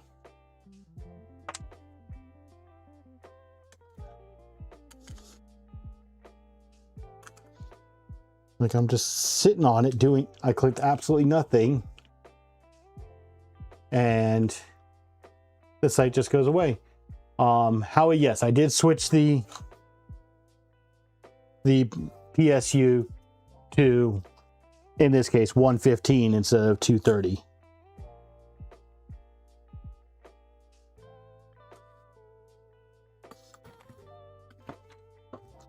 Okay, last standoff. And of course, the last one is in the hardest place to get to. But we got that on.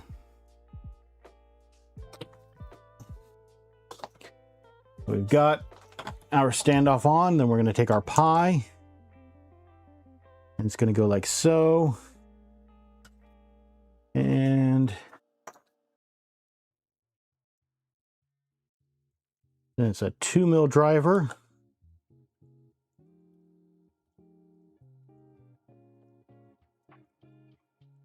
We're going to screw our board, our Pi, onto our controller board.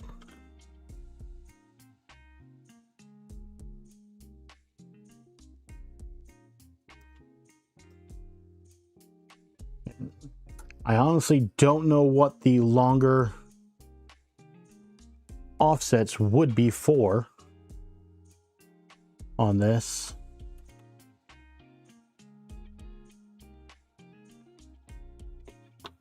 Because with the clearance you have above and below, I can see there being plenty of airflow through there. So I honestly don't know. Someone's doing torrents on their web server. Yeah. Someone's having their own pirate's life.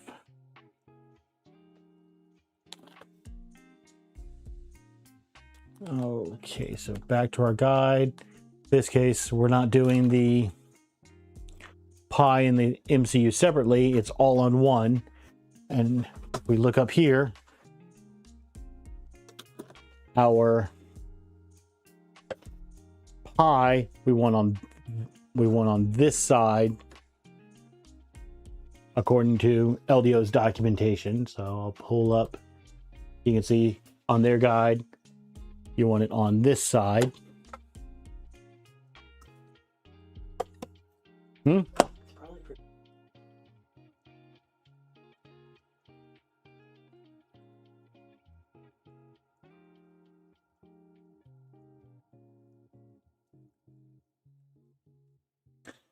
James just made a good point.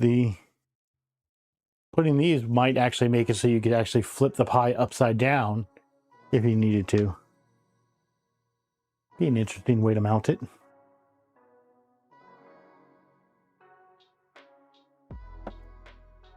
I do believe there is a heatsink.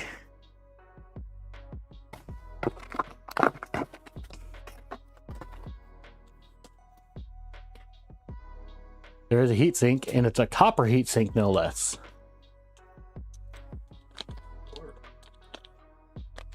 This is a 4.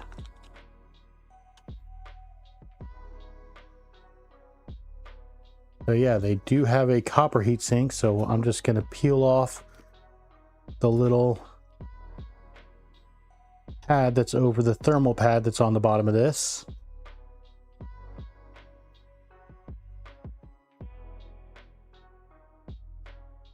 And then we're going to get this mounted to our processor.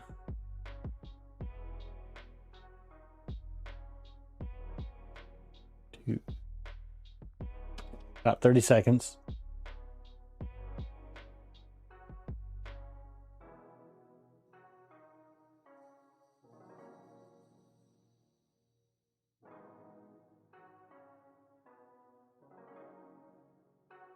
Yeah, I can say down under. I, you pointed out, James pointed out, but I'd never thought about doing that inverted. I mean, I guess if you don't use a hat, and inverted pi wouldn't matter. I mean, maybe if you put a fan on the side of the printer blowing across it, it would be more of a wind tunnel for the pi that way. There are fans eventually over there. Well, then my point stands. If you invert it, it probably makes more of a wind tunnel to cool it down a little bit more. Yeah. In fact, if you look on the screen right now, James, you can actually see when the skirts are in, these two over here, there's 2 fans and they blow across each of the DIN rails. So yeah, I could give it a bit more of a server-like experience. I do know some things. Not many things, but some things. Okay, next wants us to do our SSR. Now this one, we have a nice strong spring.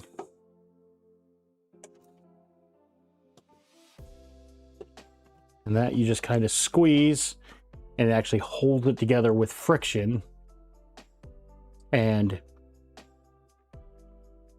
compression. I was trying to think of my forces there. I was like, no, it's not torque that's holding it in, compression, because there's a spring under there.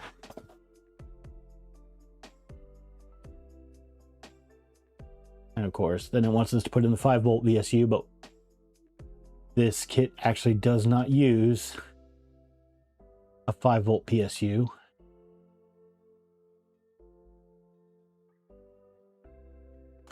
You'll see on that one.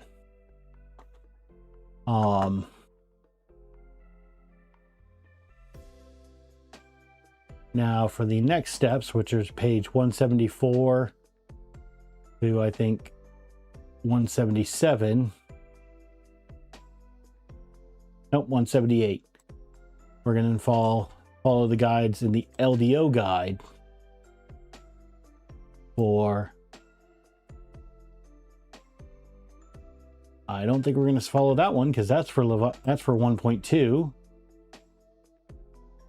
This is the one that we want. Okay. So the main board requires 24-volt power source on the left side. The high voltage drivers need to be powered separately by 24 or 48 volts on the right.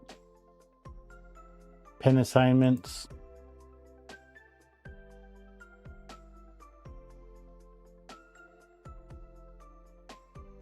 I don't think LDO Motion is liking Firefox.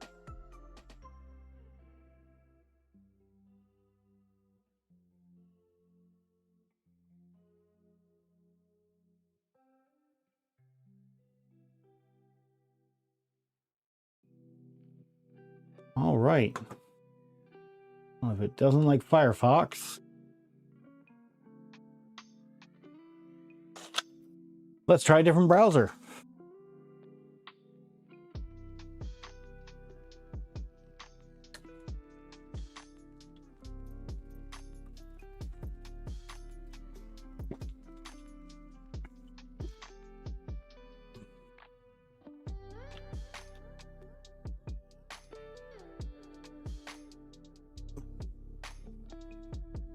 Down under, if I could find a very reliable version, I honestly would have a PoE hat on this and power it over PoE, but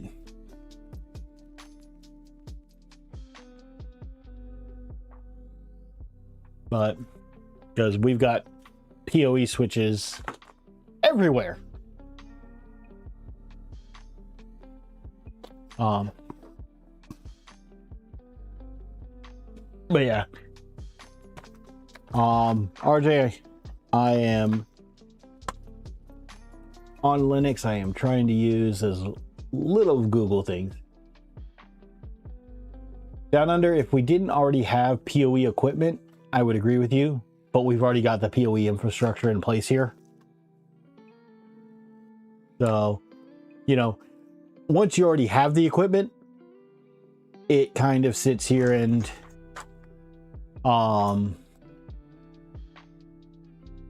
it's just so much easier for cameras and security systems. I might have to do Chrome.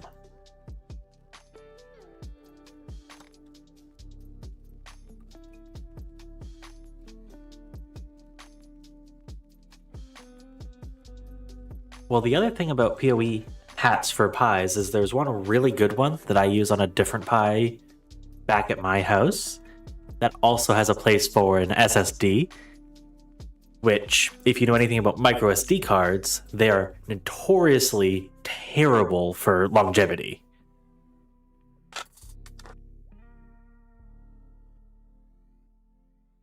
I'm gonna have to do Chrome. Curse you. Curse you, Chrome. Granted, I'm streaming on YouTube. It's not like they don't know everything about this account already.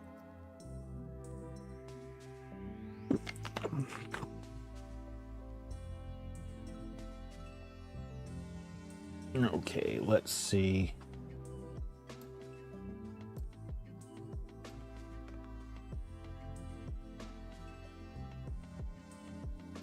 What was that? Don't sign in. Got it.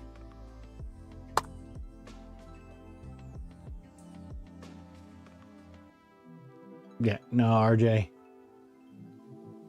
Because guess what, RJ? Even Chrome doesn't load their site.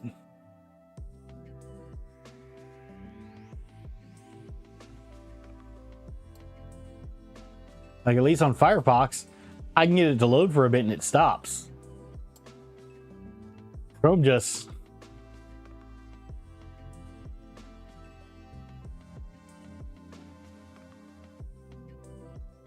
It's a brand new download of the browser. There's no cookies or anything that would be cleared by him going to incognito. This is literally a fresh install.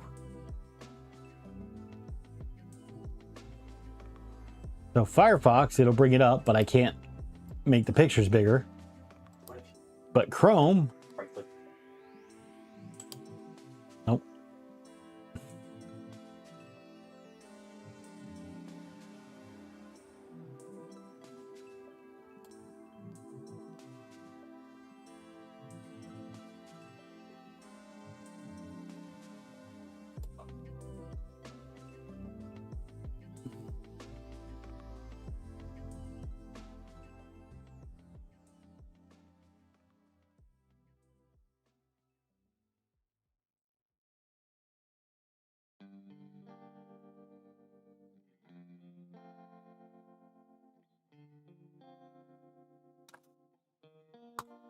Gonna go right to their site.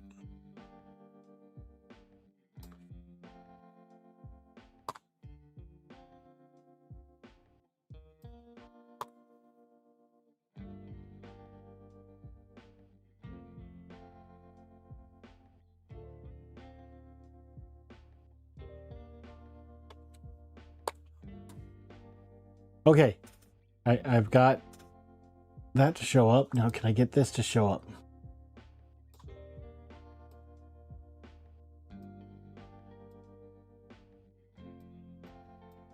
At this point, you're basically just DDoSing the site yourself.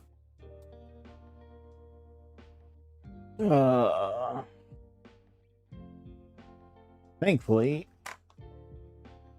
We are on Linux, so I have about 30 different browsers I can try. I'm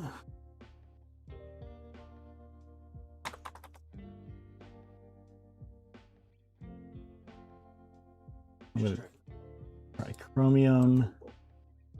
I'm gonna try ungoogled Chromium. Am I muted?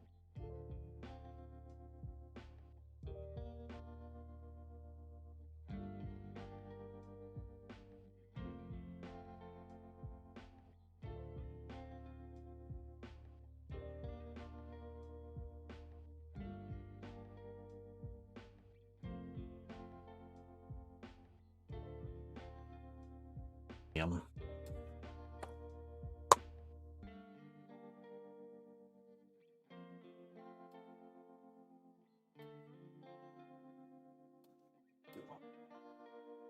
What? Yeah, RJ, let's see if I can get it on my phone. That way we can keep this thing going, because while I may not be able to show it to you guys, that'll at least keep the build going.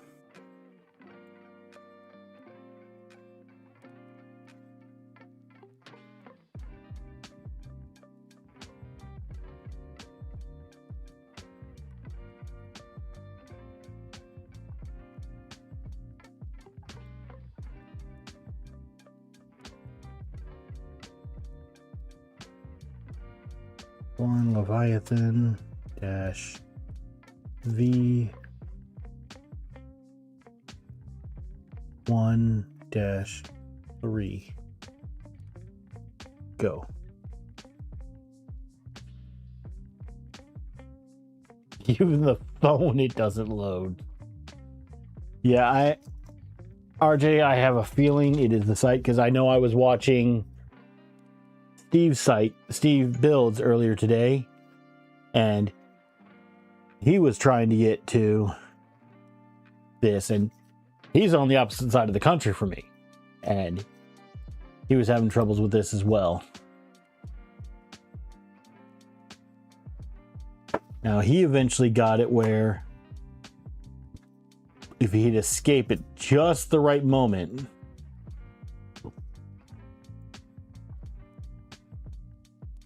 it let him do it.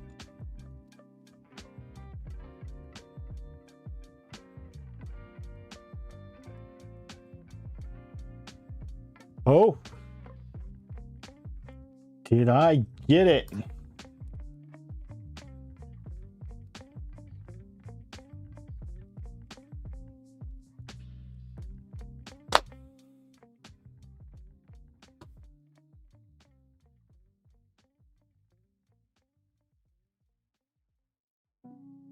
LDO, please fix this. I finally get the site to load. But just like on Firefox, none of these links are working.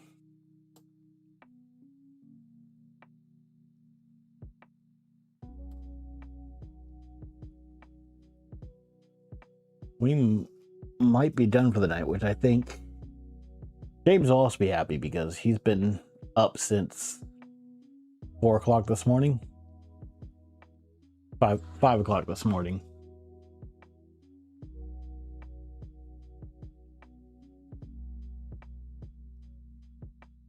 Yeah, so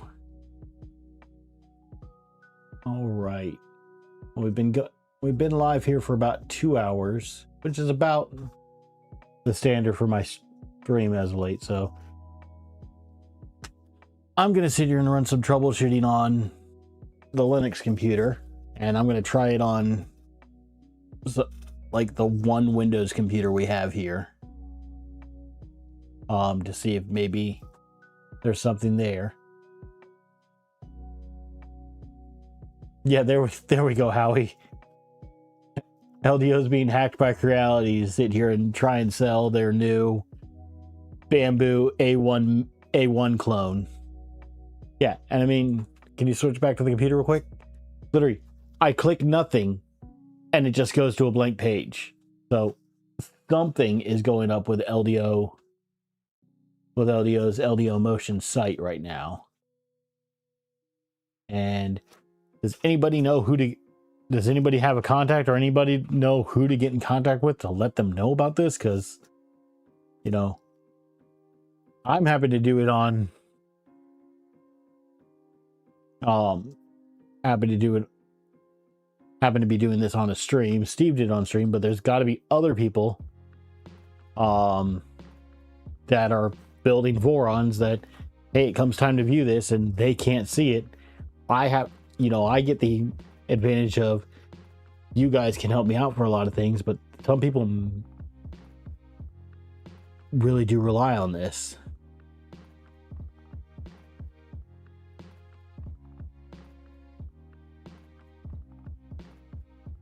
GitHub's doing a similar thing. Maybe it's a problem with GitHub. Maybe they're running these pages with GitHub as a backend. Uh-oh.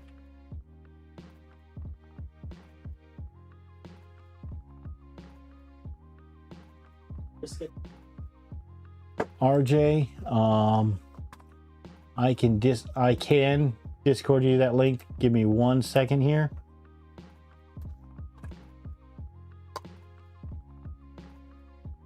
RJ, I sent you a message in Discord. That is the exact page that I'm having the issue on, and Steve had it on that way. Believe it or not, Down Under Maker, it's funny you mention Cloudflare going to bed again. James is actually looking that up as we speak. Cloudflare looks okay. There's a couple sites that are rerouted, but nothing seems to be down with Cloudflare right now. So the intern has not sat here and hit the button, hit the destroy the internet button again.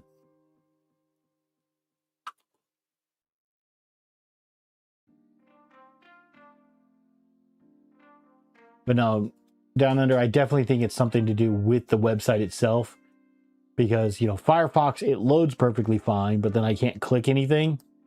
Whereas Chromium-based browsers, it's loading the site, but giving you a blank page. But then when you refresh it, you see the page for a bit, and then it loads the blank page. And it's even doing it on Chromium on the cell phone. So there's definitely something going up the website. Well, that being said, you know, yeah, Down Under, go ahead and try from there. I mean, they route you to the internet a bit different than the rest of us.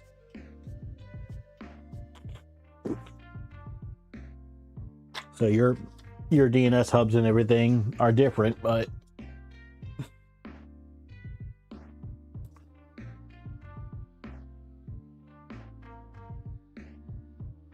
the Mad Dog, the images are coming up for you fine when you click on them.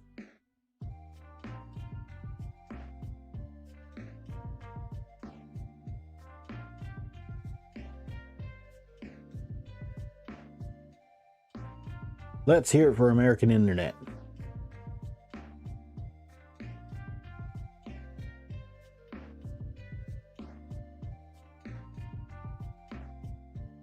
So Mad Dog can go through, he can click on them and enlarge them. It's got to be a routing thing with the US, because the fact that, you know, Steve had it and he's on the west coast of the US, I'm on the east coast and I'm having it, and I'm pretty sure. RJ, did you try the site and is it doing it for you? Better yet, here. I know what I can do here.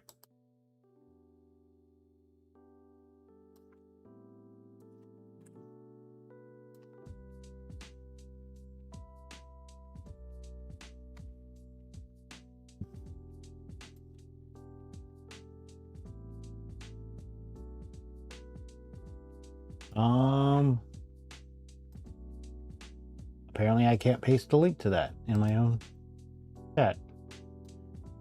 Let me oh, I think I know what happened there. Linux security time. Yep, timed out the clipboard. If anybody wants to try going. That is the exact link to the LDO site that I'm trying to go to.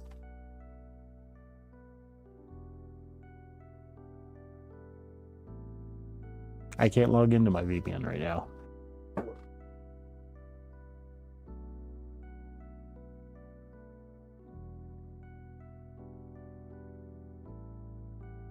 So Tom, it works for you.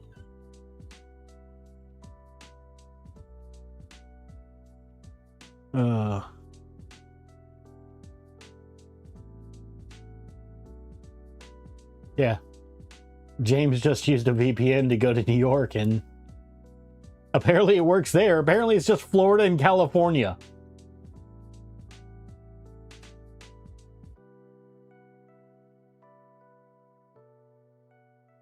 Yeah, apparently it's just Florida routing from Florida and California today, I guess then.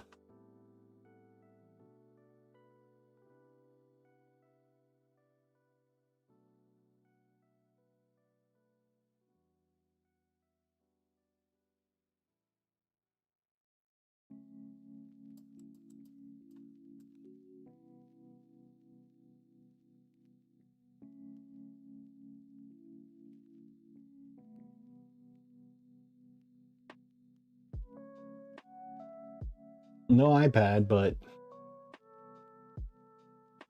James, it's working for you. Be right back.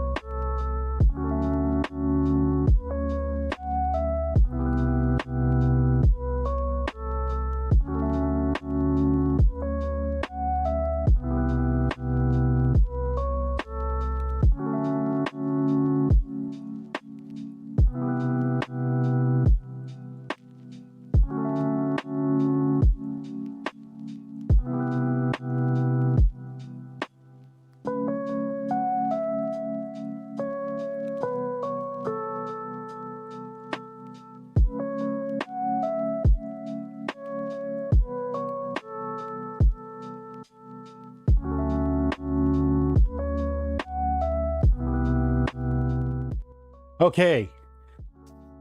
Down under, we don't have an iPad, but we do have a Pixel Fold, so with a VPN on it, so we can at least go through and see what we need to do here. So, you know, we got the Pi mounted, you know, let's see here. So Raspberry Pi mounting, do this. Some ports of the Raspberry Pi may not be usable due to interference with the Leviathan ports. Power for the Raspberry Pi is supplied by the GPIO adapter. Raspberry Pi 5 hat adapter attaches to there. So let's see here. I'm just getting some images here. So they're showing we have an adapter board. We're going to try the adapter board method. Ugh. Okay, so apparently there's two different adapters depending on whether or not you got a Pi 5 or a Pi 4.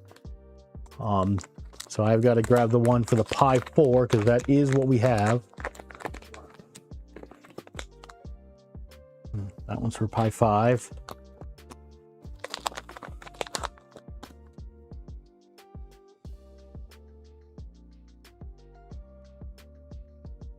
That is very weird where the Pi 5 actually says it's for the Pi 5. The Pi 4 one does not. Nope. There we go. We need that and there we go. Yeah. Phil, Pixel Fold, close enough. It gets the job done and it gives me a bigger screen. So apparently with this, what we need to do is this is going to go. Let me just rotate that. Looks like as far over as possible. And then that goes there.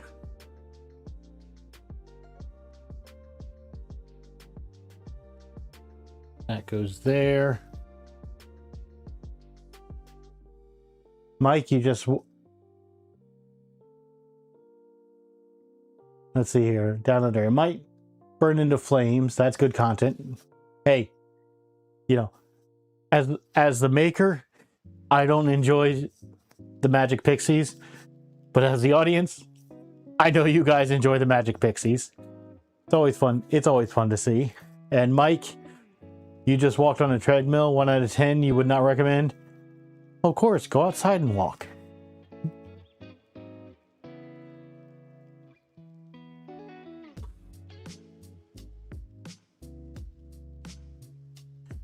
I would say I don't know. What is it? Is it cold outside where you live, Mike?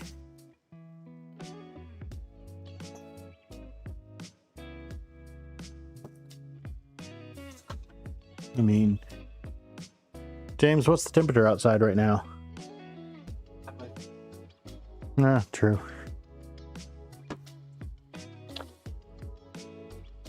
Okay. So, apparently, they want us to connect the USB cable, but if I'm correct,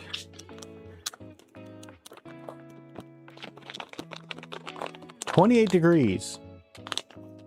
James, temperatures go that low? Not in New York, apparently. It was in the 50s and 40s the whole time I was there. I'm just debating. So they give two USB connectors here. They give nice long cord, which, you know, we can just loop around. But then they also give this one that kind of does a right angle adapter. The problem is that it doesn't quite line up. So if I put it in the top one, the other side of the USB is a bit over to the side. And is this a USB 3 connector or a USB 2? Because this looks like it's just a USB 2 connector.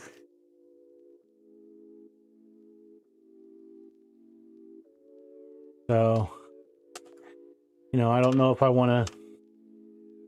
Yeah, we'll do the cable because then I can do the USB 2 port and plug it in that way.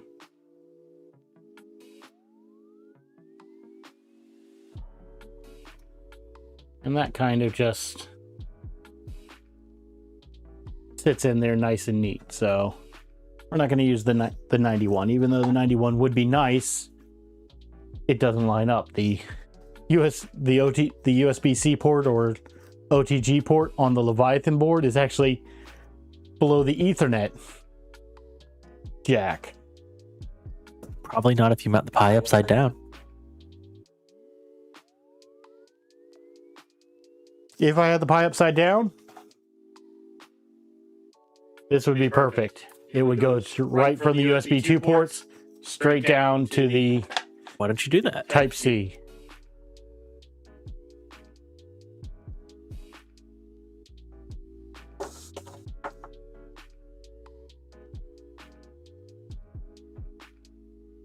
Okay.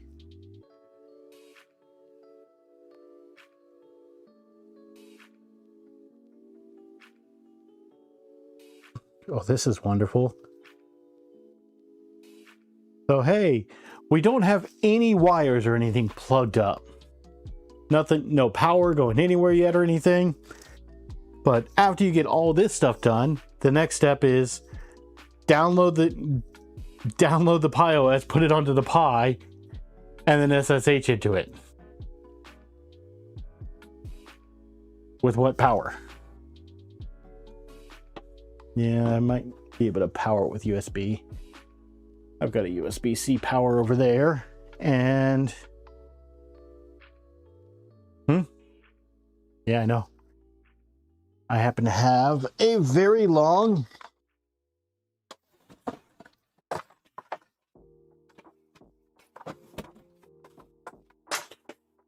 USB-C cable.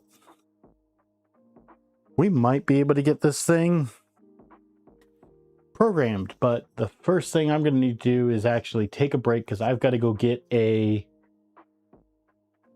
micro SD adapter. So again, we'll be right back. We're going to go get that micro SD adapter because I have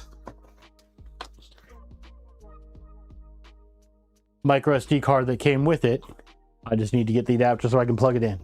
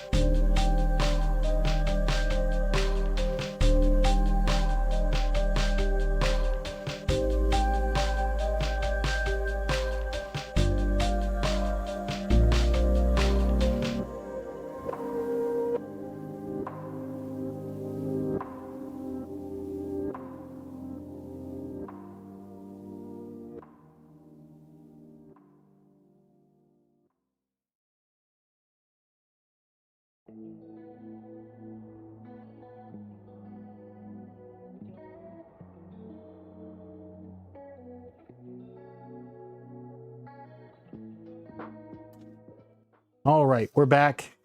I got my SD reader, which this happens to be my USB-A one. I've got the USB-C one plugged in down there. But I've got a poll for you guys.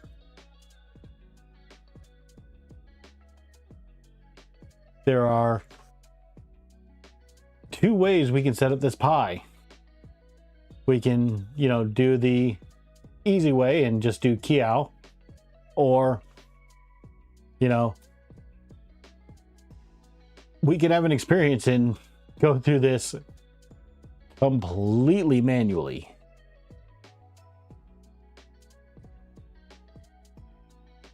Just kind of want to know what you guys think. And how much you want him to suffer. And how much you want me to suffer.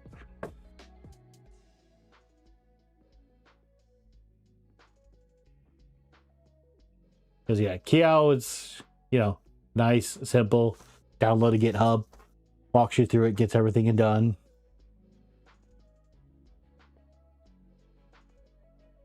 Down under, if we're going to do, if we're going to do Kiao, I'm going to start with the mainsail OS. And just use Kiao if there's any changes needed. But the completely manual from scratch is literally downloading Raspberry Pi OS and then setting up Clipper, Moonraker, mainsail, all of that.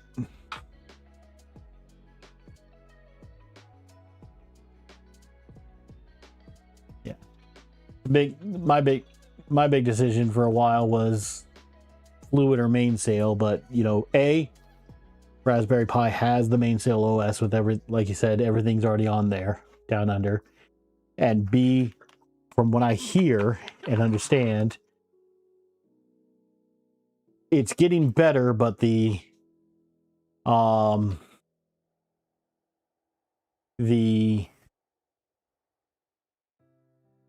was abandoned for a while almost.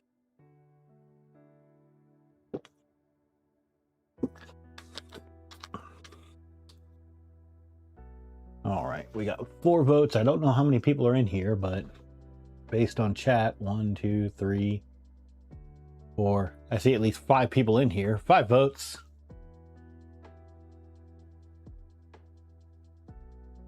I don't know, James, how many people we got watching right now? 15? Okay. So we got a third of you in here for the vote, but most of you right now are saying just to go the Kiao mainsail route.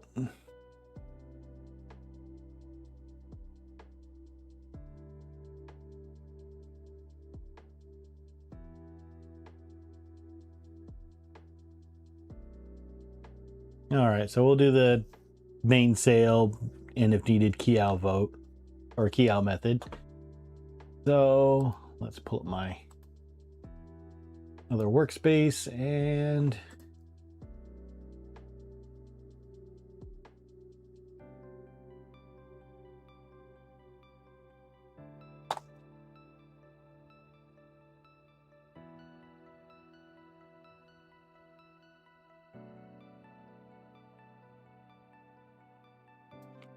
go for a Pi 4. Our OS is other specific purpose. 3D printing. Mainsail OS. And our storage. No.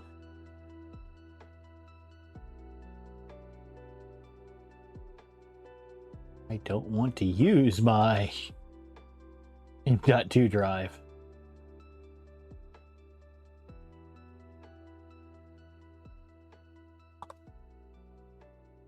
Just get my SD card.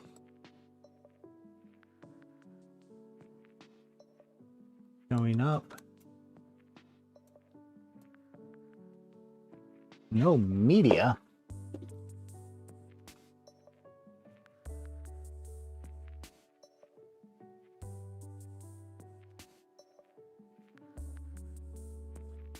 Let's see if my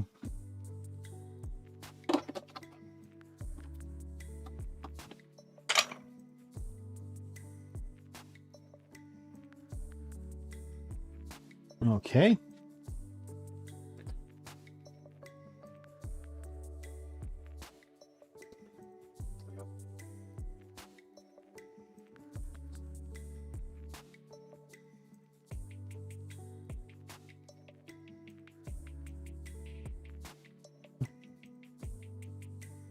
Apparently, the computer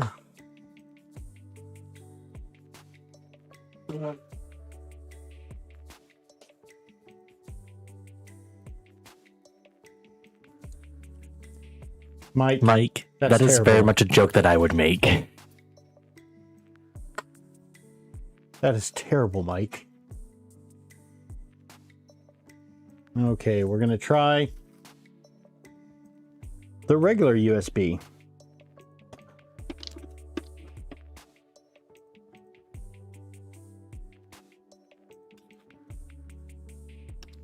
Okay. I'm starting to get the strangest feeling that my front USB just doesn't work, so gonna get in front of the camera here real quick.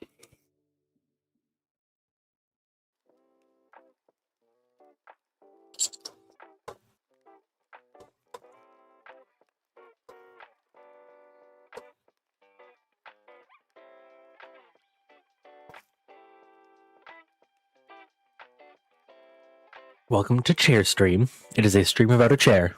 Yeah. This is the entirety of the stream. Have fun.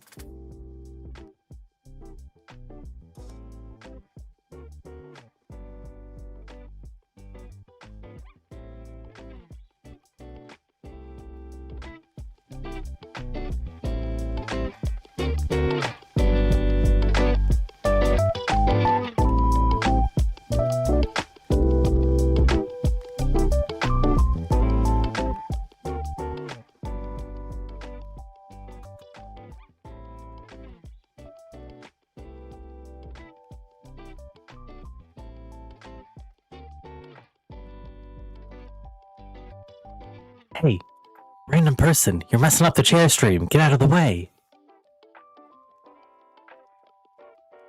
What if I want to mess up the chair stream?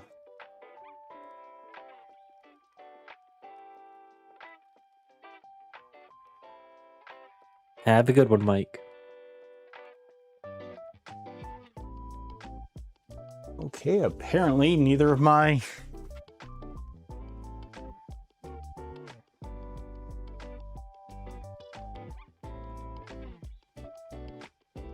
SD card adapters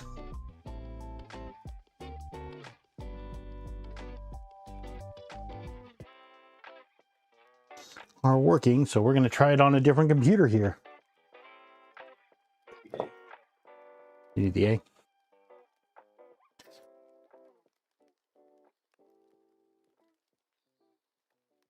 We're going to try it on a different computer here. Thankfully, we have 300 computers here.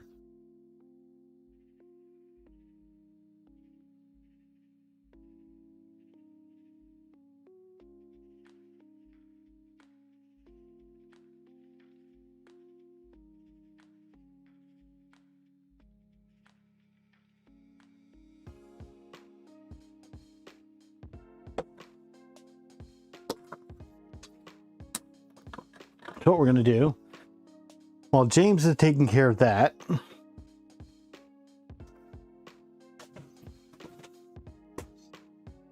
James has also made a request, and he doesn't make actual requests too often.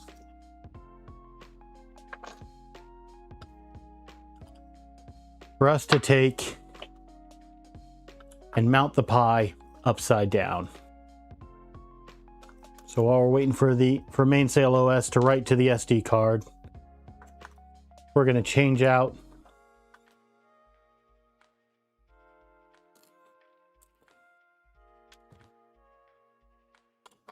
the standoffs and mount the board upside down.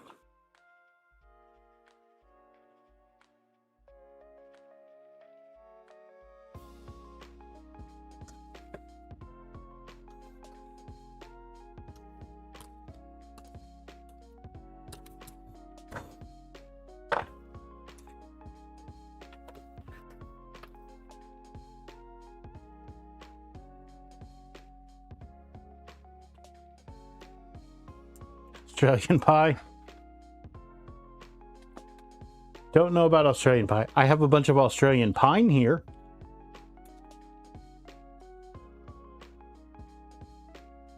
But I don't know about Australian pie.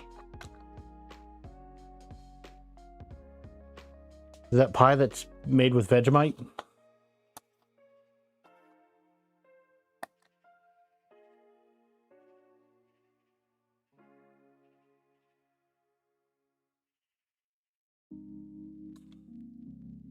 No more plumber pants? Did I give you guys plumber pants?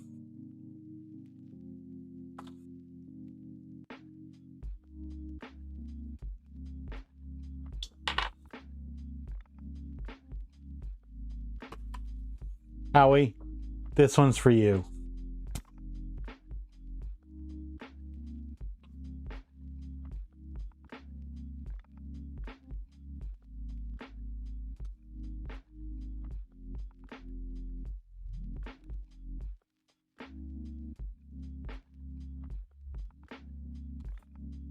Let's see here.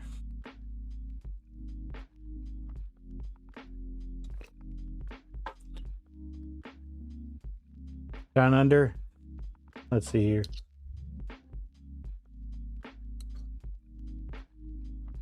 Let's see here. Howie, I hope the card's not bum. It's a brand new card.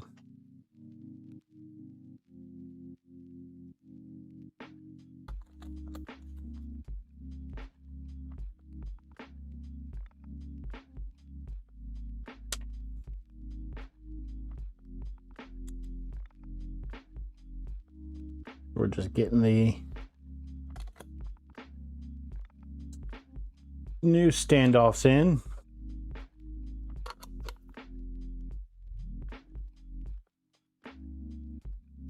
Oh, I was making Jeff blush with plumber pants.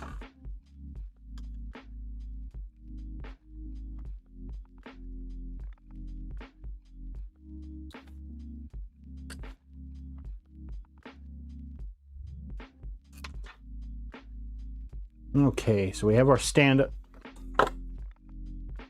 standoffs on. Let's just double check. Let's just check and make sure that this actually will.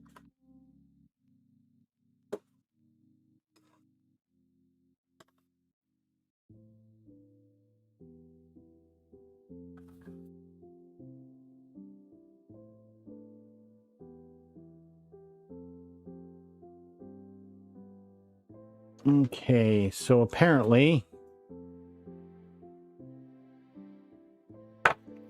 we're going to try going double standoffs.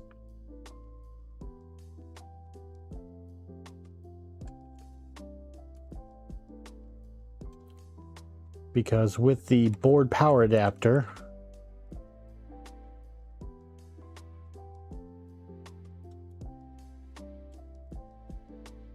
the pie will not fit upside down with just the tall standoffs, but we're going to put the short standoffs into the tall standoffs and see how that does. What did you name this printer, by the way? Then what's the name you gave it? Ubuntu is going to be its name. Well, poo.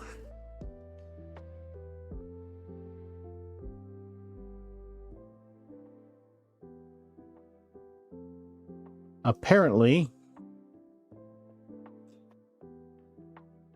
with the GPIO power board and this plugged in,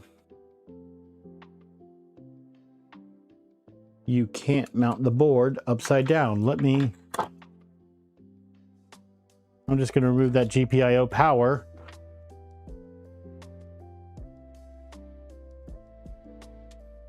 And see if you can mount it upside down without that.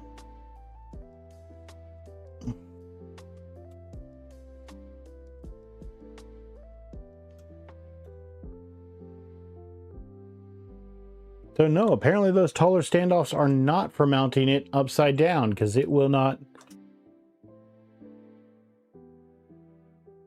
fit it does not reach the standoffs even upside down.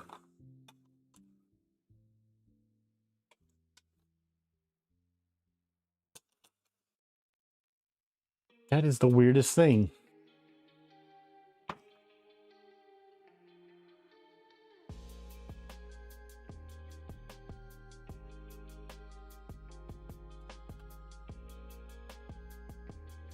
Down under, if the printer wasn't on a UPS and our power here wasn't as stable as it was, I would agree with the GPIO power. But we've got pretty steady power here, and the printer is going to be running on a battery backup.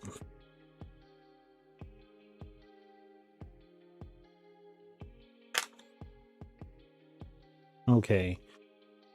So with the double standoff,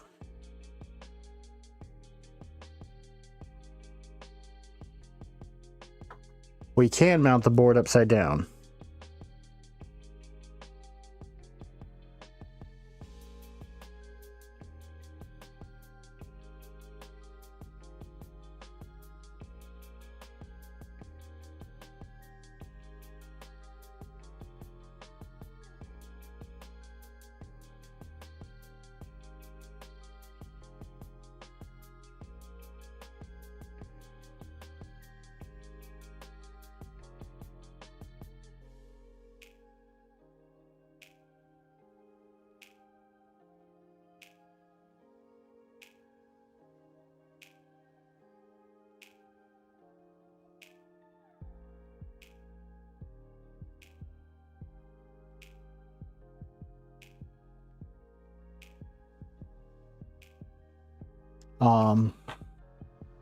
And can you unmute me? All right. So let's see here. Repo Man, there is a little hat for the GPIO. The problem is that when you put the GPIO hat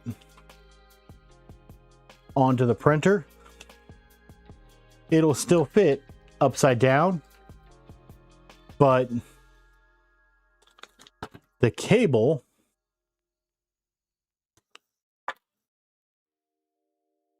let's see if I can get it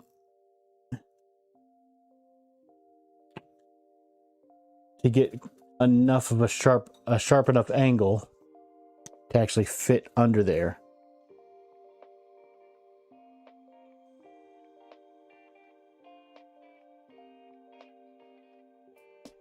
Because before it was hitting on the bottom side of the board.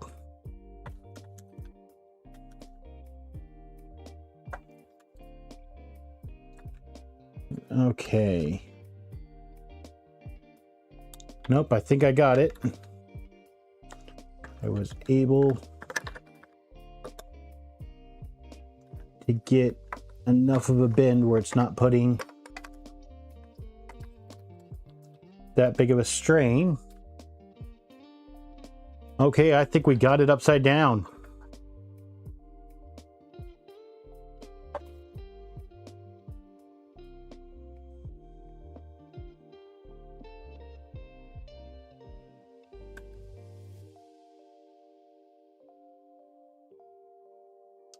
So if anybody wants to put their board upside down, and what you need to do is you need to use both the long stand up and the short stand up. The long and the short standoff to make it long enough. And I'll show you here in a second why you need that, because if it wasn't for a single port on the Leviathan board, you could actually probably do it with one, but the little GPIO board for the expansion board for the Leviathan makes it so it interferes with the USB and Ethernet with the USB port. So, but both of those standoffs together, it fits, and you can get that GPIO hat on there without giving it a torque on those pins and get it plugged into the header on the board. So we now have that upside down. And so we should, in theory,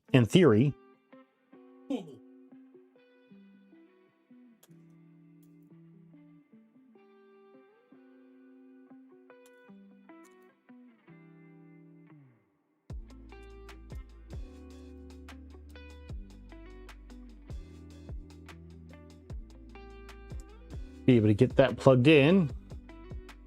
We had to wrap it around this way, but that actually works. Actually, I'm going to take and plug that into the other port, other USB port.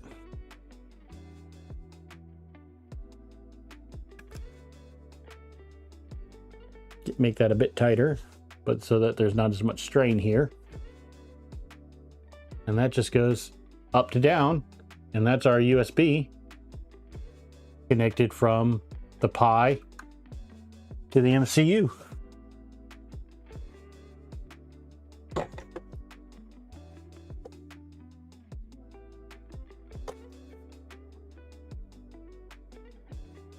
And we've got that all connected now.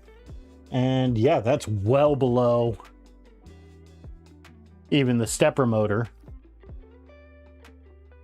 So cool. I like the way that Howie put it. We have an Australian Pi in this printer. It's upside down.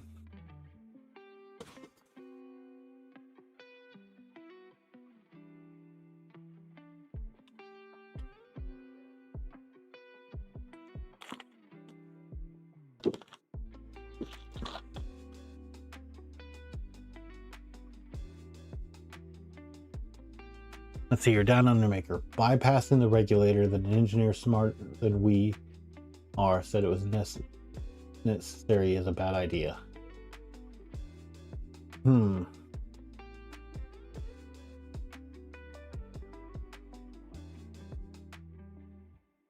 Andrew, I'd sit here and try to put UPSs on everything just because I would rather sit here and have it there and never need it than need it and not have it.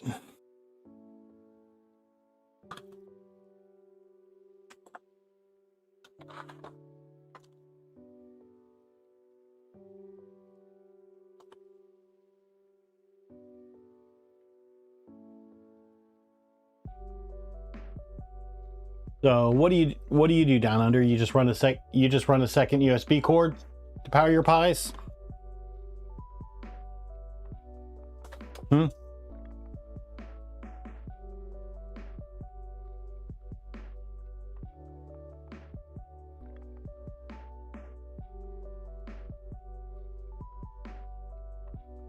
With Audi Pi?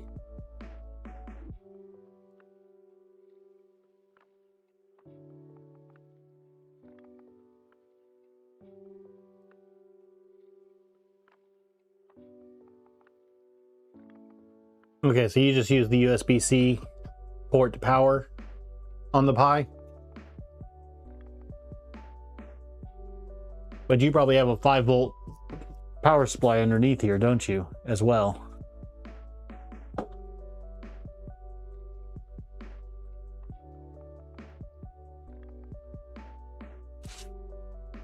Yeah, do you have correct, you use the USB-C port, but do you have a 5-volt power supply in your system as well down under?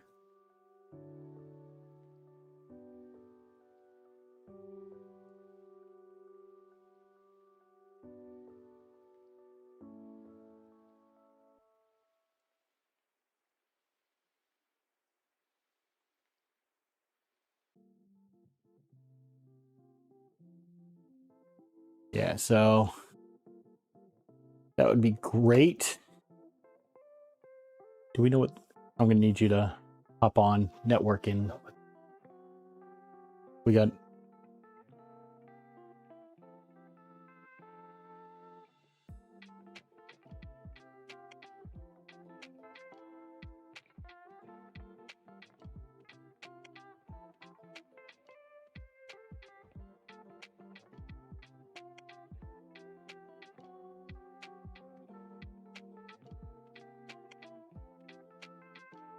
Okay. So yeah, down under, that's why they're having us do the onboard power for this one. I don't have a 5-volt power supply on this. All I have is the 24 volt. So I can run like the USB-C that I have to like a wall wart. And I could possibly get a 90-degree connector and run it out of here and then just out the skirt. Yeah.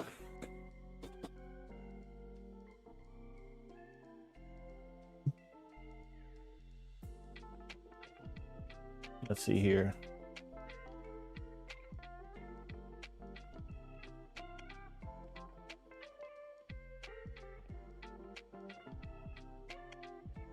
I could. It would be a matter of amperage. Let's see if the Pi has come up and connected to Wi-Fi.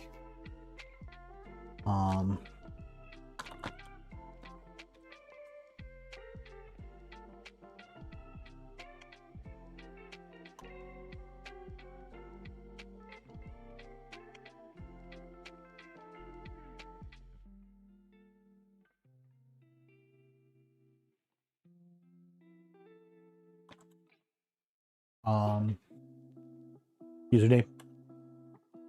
Follower.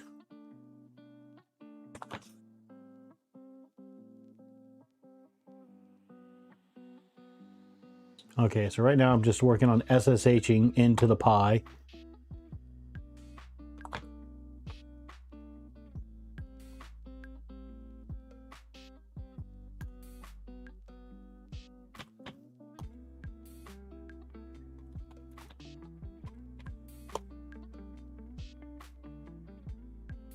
And we're in. Okay, so I did that on the OS already, RJ, so it should be all right. the first thing we're going to do, we're just going to look for Linux updates.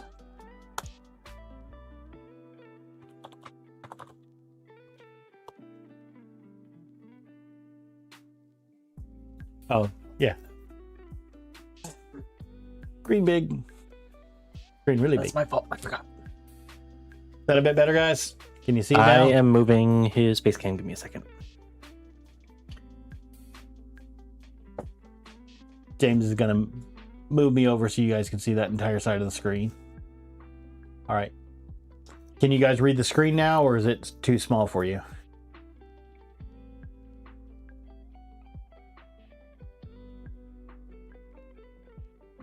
All right, Howie, yeah, I'll take a look at that after the stream.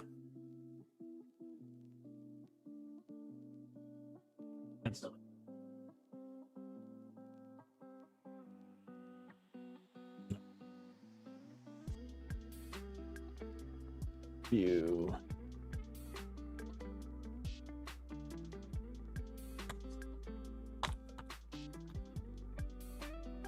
Big screen. Is that a bit easier for you guys to see, or do you want me to go bigger?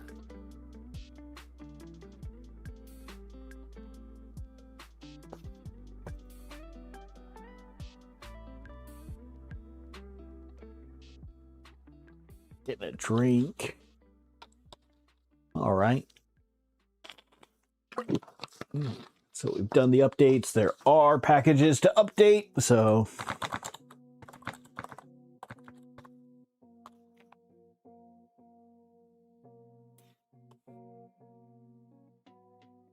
get our updates on.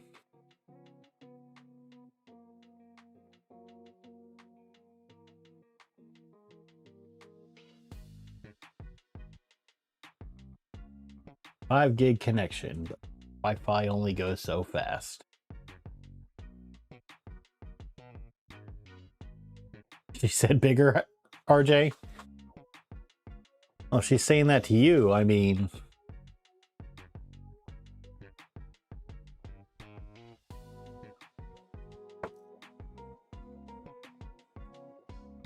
oh, so many lights. Okay, so Now, something that I'm going to be doing here that a lot of people don't know about is most people you see running with a Raspberry Pi and everything in Windows, they use WinSCP.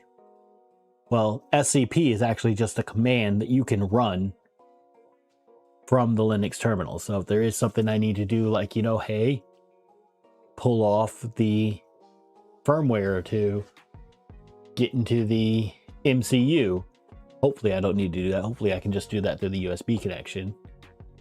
We can do that. I can do, Howie, all those things that you're doing through PuTTY and Echo and WinSCP,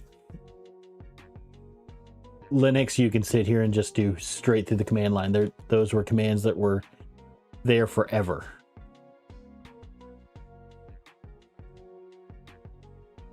Yeah. Who knows? Maybe one of these days we'll upgrade this Pi to a Pi 5 and get a PoE SSD hat. Okay, so because everyone knows that SD is the worst form of flash storage.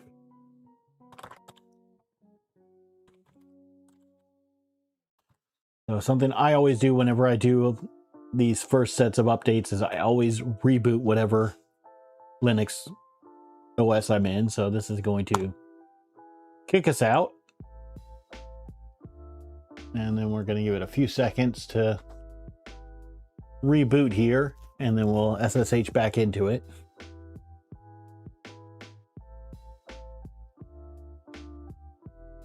So I don't know if I don't know, because they actually do give a Pi 5 hat adapter with the Leviathan. So I'm pretty sure they've tested it out with the Pi 5. Now the SSD with a Pi 5, that might be a bit much for the 5-volt rail.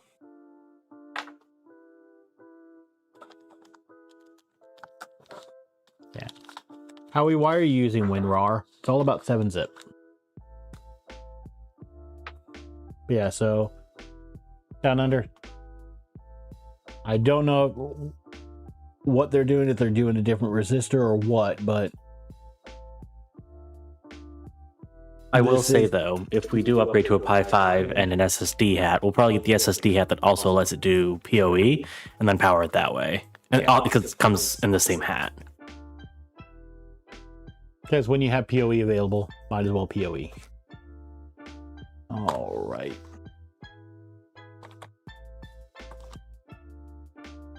And I know it may not be your favorite thing down under, but PoE is my favorite thing in networking. Okay, so Pi is back up.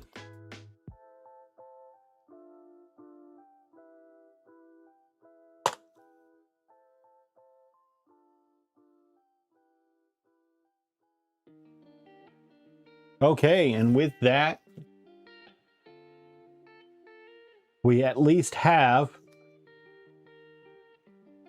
Clipper up and running on, or we have Mainsail OS up and running on the Pi. Now, I don't have anything else up and running yet because I've got to wire everything up. But at this point, we are at the 3-hour mark, so I think we're going to take and do the wiring of, our main power voltage and everything into the system next stream. But we at least have the Pi up and going. Yeah, I will say, as far as PoE being expensive, it is a bit more expensive for sure, but A, we already have it, and B, there's a few hats on the Pi 5 that do PoE very well for Raspberry Pi. Pi 4, not so much. And Howie, we do not have the Nighthawk 36. We actually have the Nighthawk Stealth Burner. Which comes with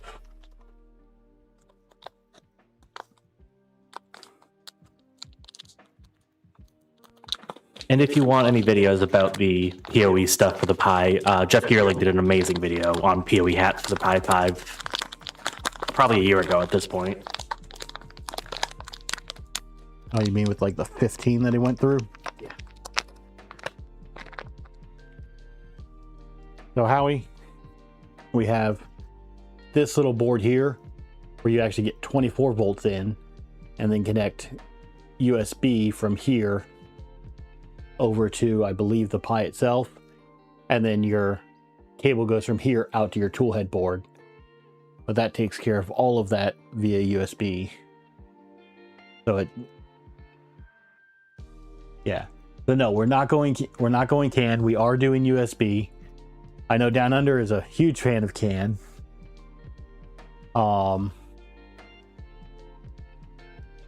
But yeah, we're gonna go USB because, yeah, with the USB not having enough watts, they do have 24 volts that come into this from, I believe it's 24 volts that comes in directly from the power supply to this. I'll have to look at the wiring when we do it next stream. But actually, let me take one more look here because I believe we can at least get that piece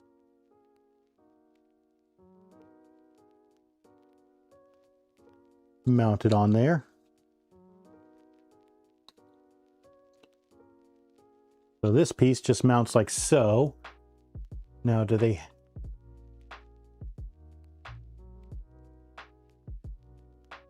Trying to see.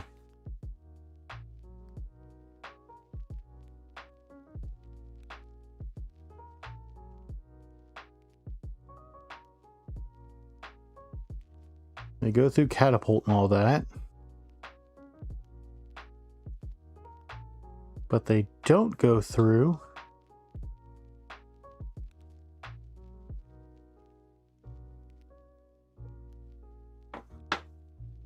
the screws and everything that are used to mount the extra board. But I do see where it mounts. The way this is going to mount is it's going to mount with one to the top, one to the side, and it's going to mount over here.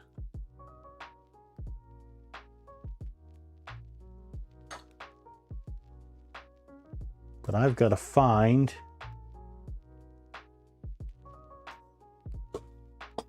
what screws we use in for that.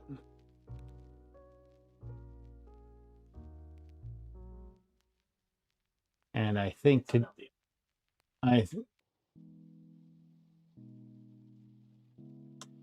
is on LDO docs because I'm on the LDO docs.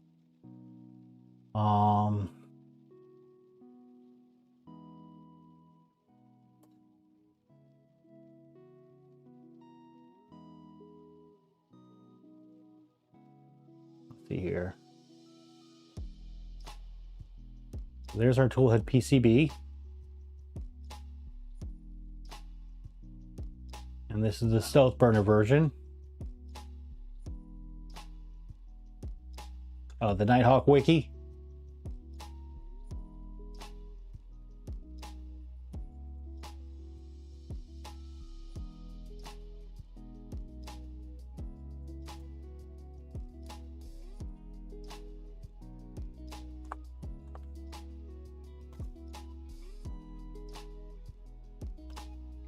Let's go.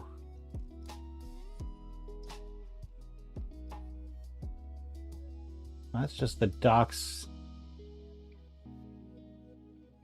features. Yeah, the USB adapter, cool.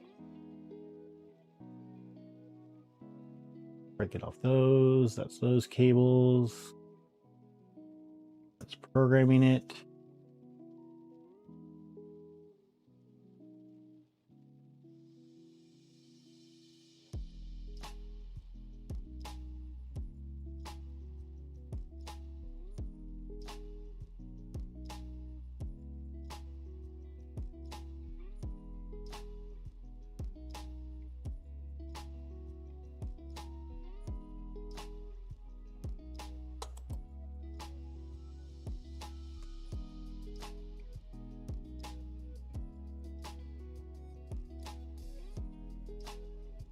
that's the adapter mount.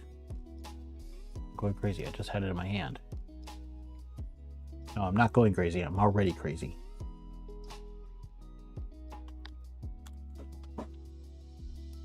Oh, I left it up top. Okay, so that's showing the mount.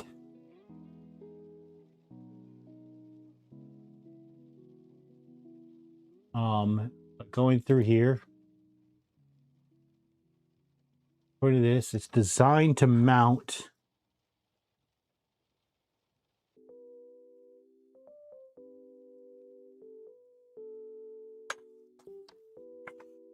to a standard Voron rail. Where are my... Where's my bag of PCs?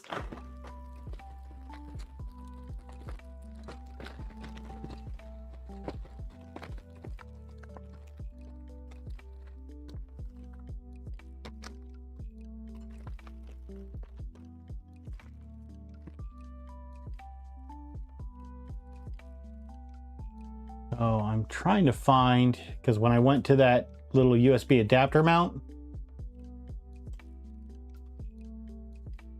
it shows two pieces.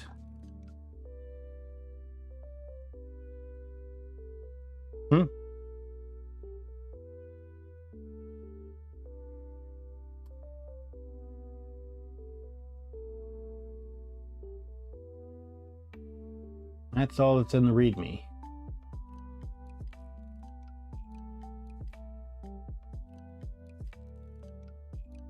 Yeah.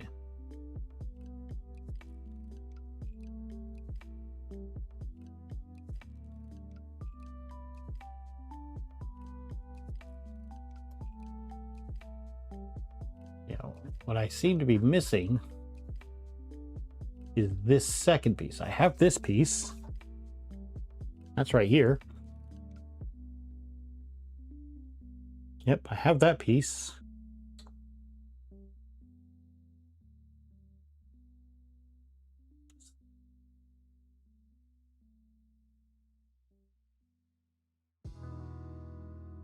So it just mounts to one of the standard DIN clips.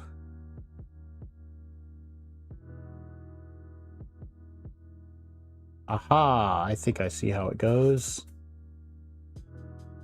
Just like that. Okay. Thank you, Helen. Is it using the standard? I'm gonna guess that it's gonna use those M2x10s.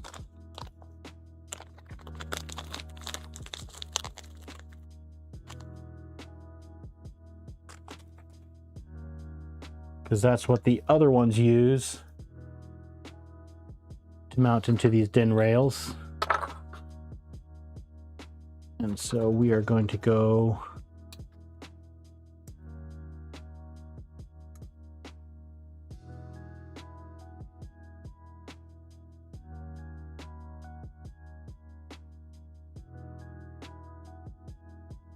like so for that one. And then this goes in there.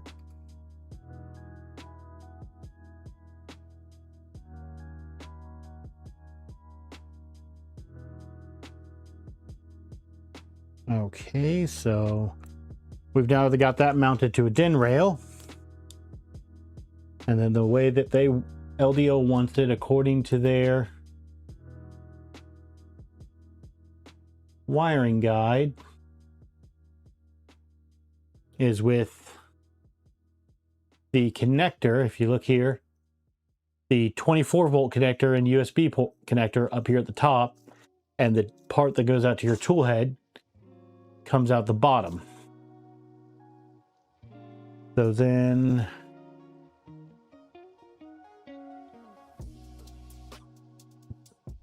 it would be really nice if it told me what screws hold the board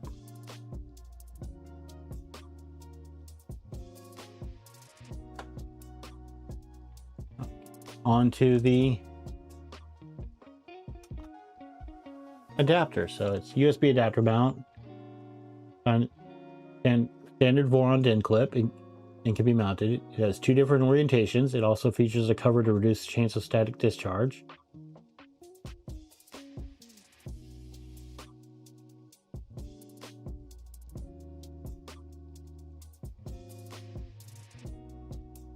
M3x6.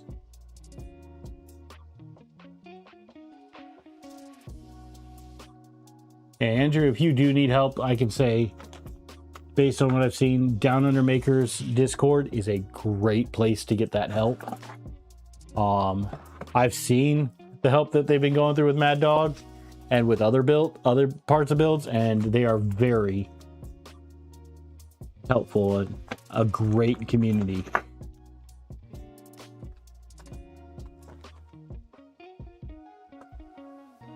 Now, do I have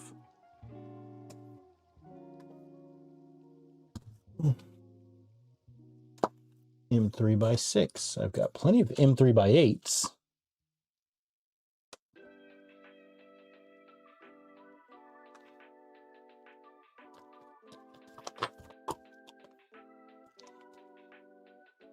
M3x6 button heads.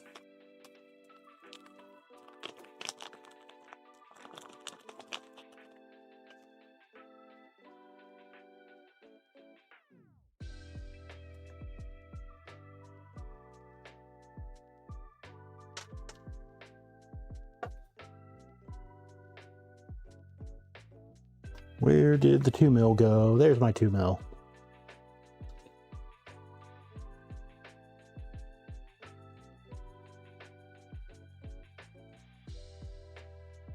All right, so we're trying these M3x6 button heads.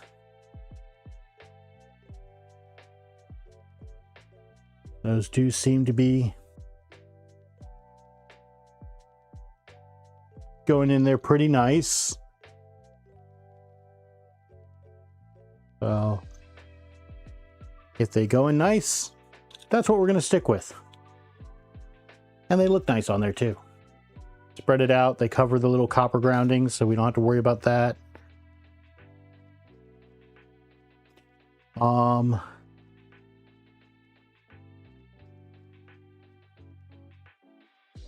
Undermaker, if you want to send me a DM on Discord with an invite for your Discord, I don't know if I can make one on yours, but I can post it in here.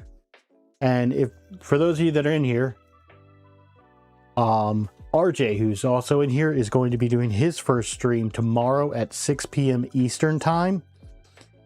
The pinned comment is a link to his channel. Go ahead and subscribe to him. He's going to be building his own Voron.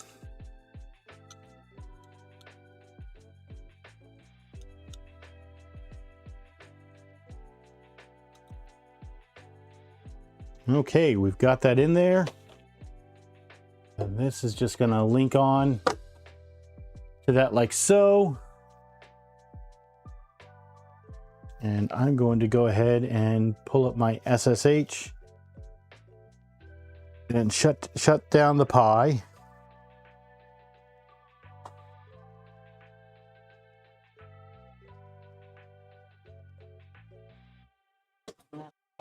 Let's see. Thank you for subscribing, Andrew. You know, always glad to have a new sub and everything. You know, we're pretty new here. But I'm trying to show as much of the process as I can for new builders, old builders, hanging out, still getting a handle on doing all of this stuff at the same time. You know, James here behind the scenes keeps me a lot more on track than you guys realize, because he likes to sit here and be quiet, even though he has a mic. But you know, at this point, Draxmax, that's awesome. What got, you know, I just got into the Voron side of the community myself and everything. This is my first Voron, as the title says, and it's been great. And Let's see here. Mad Dog, you need to know what time it is for you. For RJ stream. Give me a second here. I think I actually have, if my clock kept it. Clocks.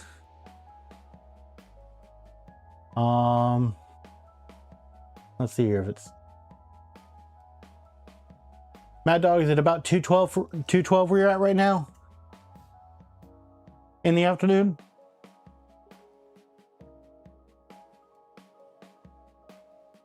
Drax, yeah, what RJ said. What size of Voron are you going to be doing?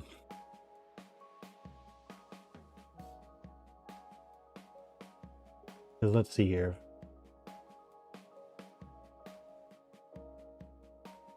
All right, so it's 2:12 where you're at. So that means you are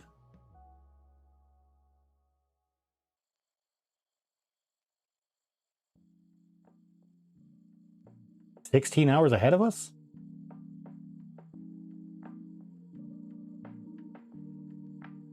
Let's see here. 6.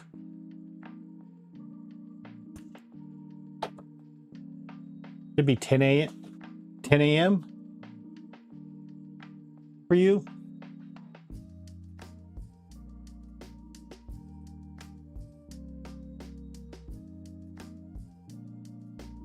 Yeah, yeah. So GMT plus 8, we're GMT minus 5. So 13-hour difference. So 7 a.m. for you, it sounds like. That should be 13 hours.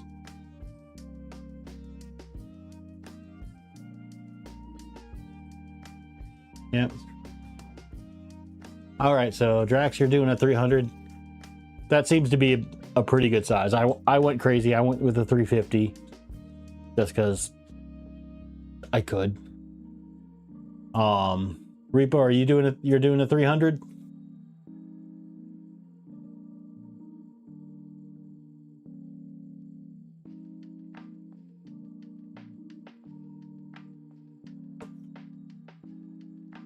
Yep. So Drax, you know, if you want to come around and hang out and everything, I'm here every Sunday usually at 7 Eastern time. You know, RJ's going to be doing his at 6 p.m. Eastern Standard Times on Mondays. I don't know if they're in here now, but I know we have Killer Prince. He streams all the time. Projects in Dad's Garage, Armor 3D. Down Under Maker has some amazing streams. In fact, if you haven't seen his coverage of the Vivid, it's awesome. Let's see, you're tempted to do a 350, but figured if you wanted to go ahead and do a tool changer down the road, you'll just put a top out on that. Eventually, we're probably going to do a tool changer on here. That is why I went 350, because more tools. But yeah, there's quite a few people out there to sit here and follow if you need any advice. And like we said, Down Under Maker, he's got a really good chat, really good Discord if you ever need help. Down Under, I'm right now debating. Index is high on my list. It's between Index and Stealth Changer, but that's just because there's another crazy thing I want to do that might not be possible to do with Index, but it would be possible with the Stealth Changer. But I'll keep that under wraps for now. Actually, I think I might have said it before, but I won't bring it up again. But at this point, I can tell you, James is giving me the I'm tired, and if you keep going on, I'm gonna unalive you. So I will sit here and say good night, and I look forward to seeing you all in either other people's streams or hopefully tomorrow in RJ's stream and next week. So, all right. Well, you all have a wonderful evening, a good morning, or a good afternoon, depending on where you're at.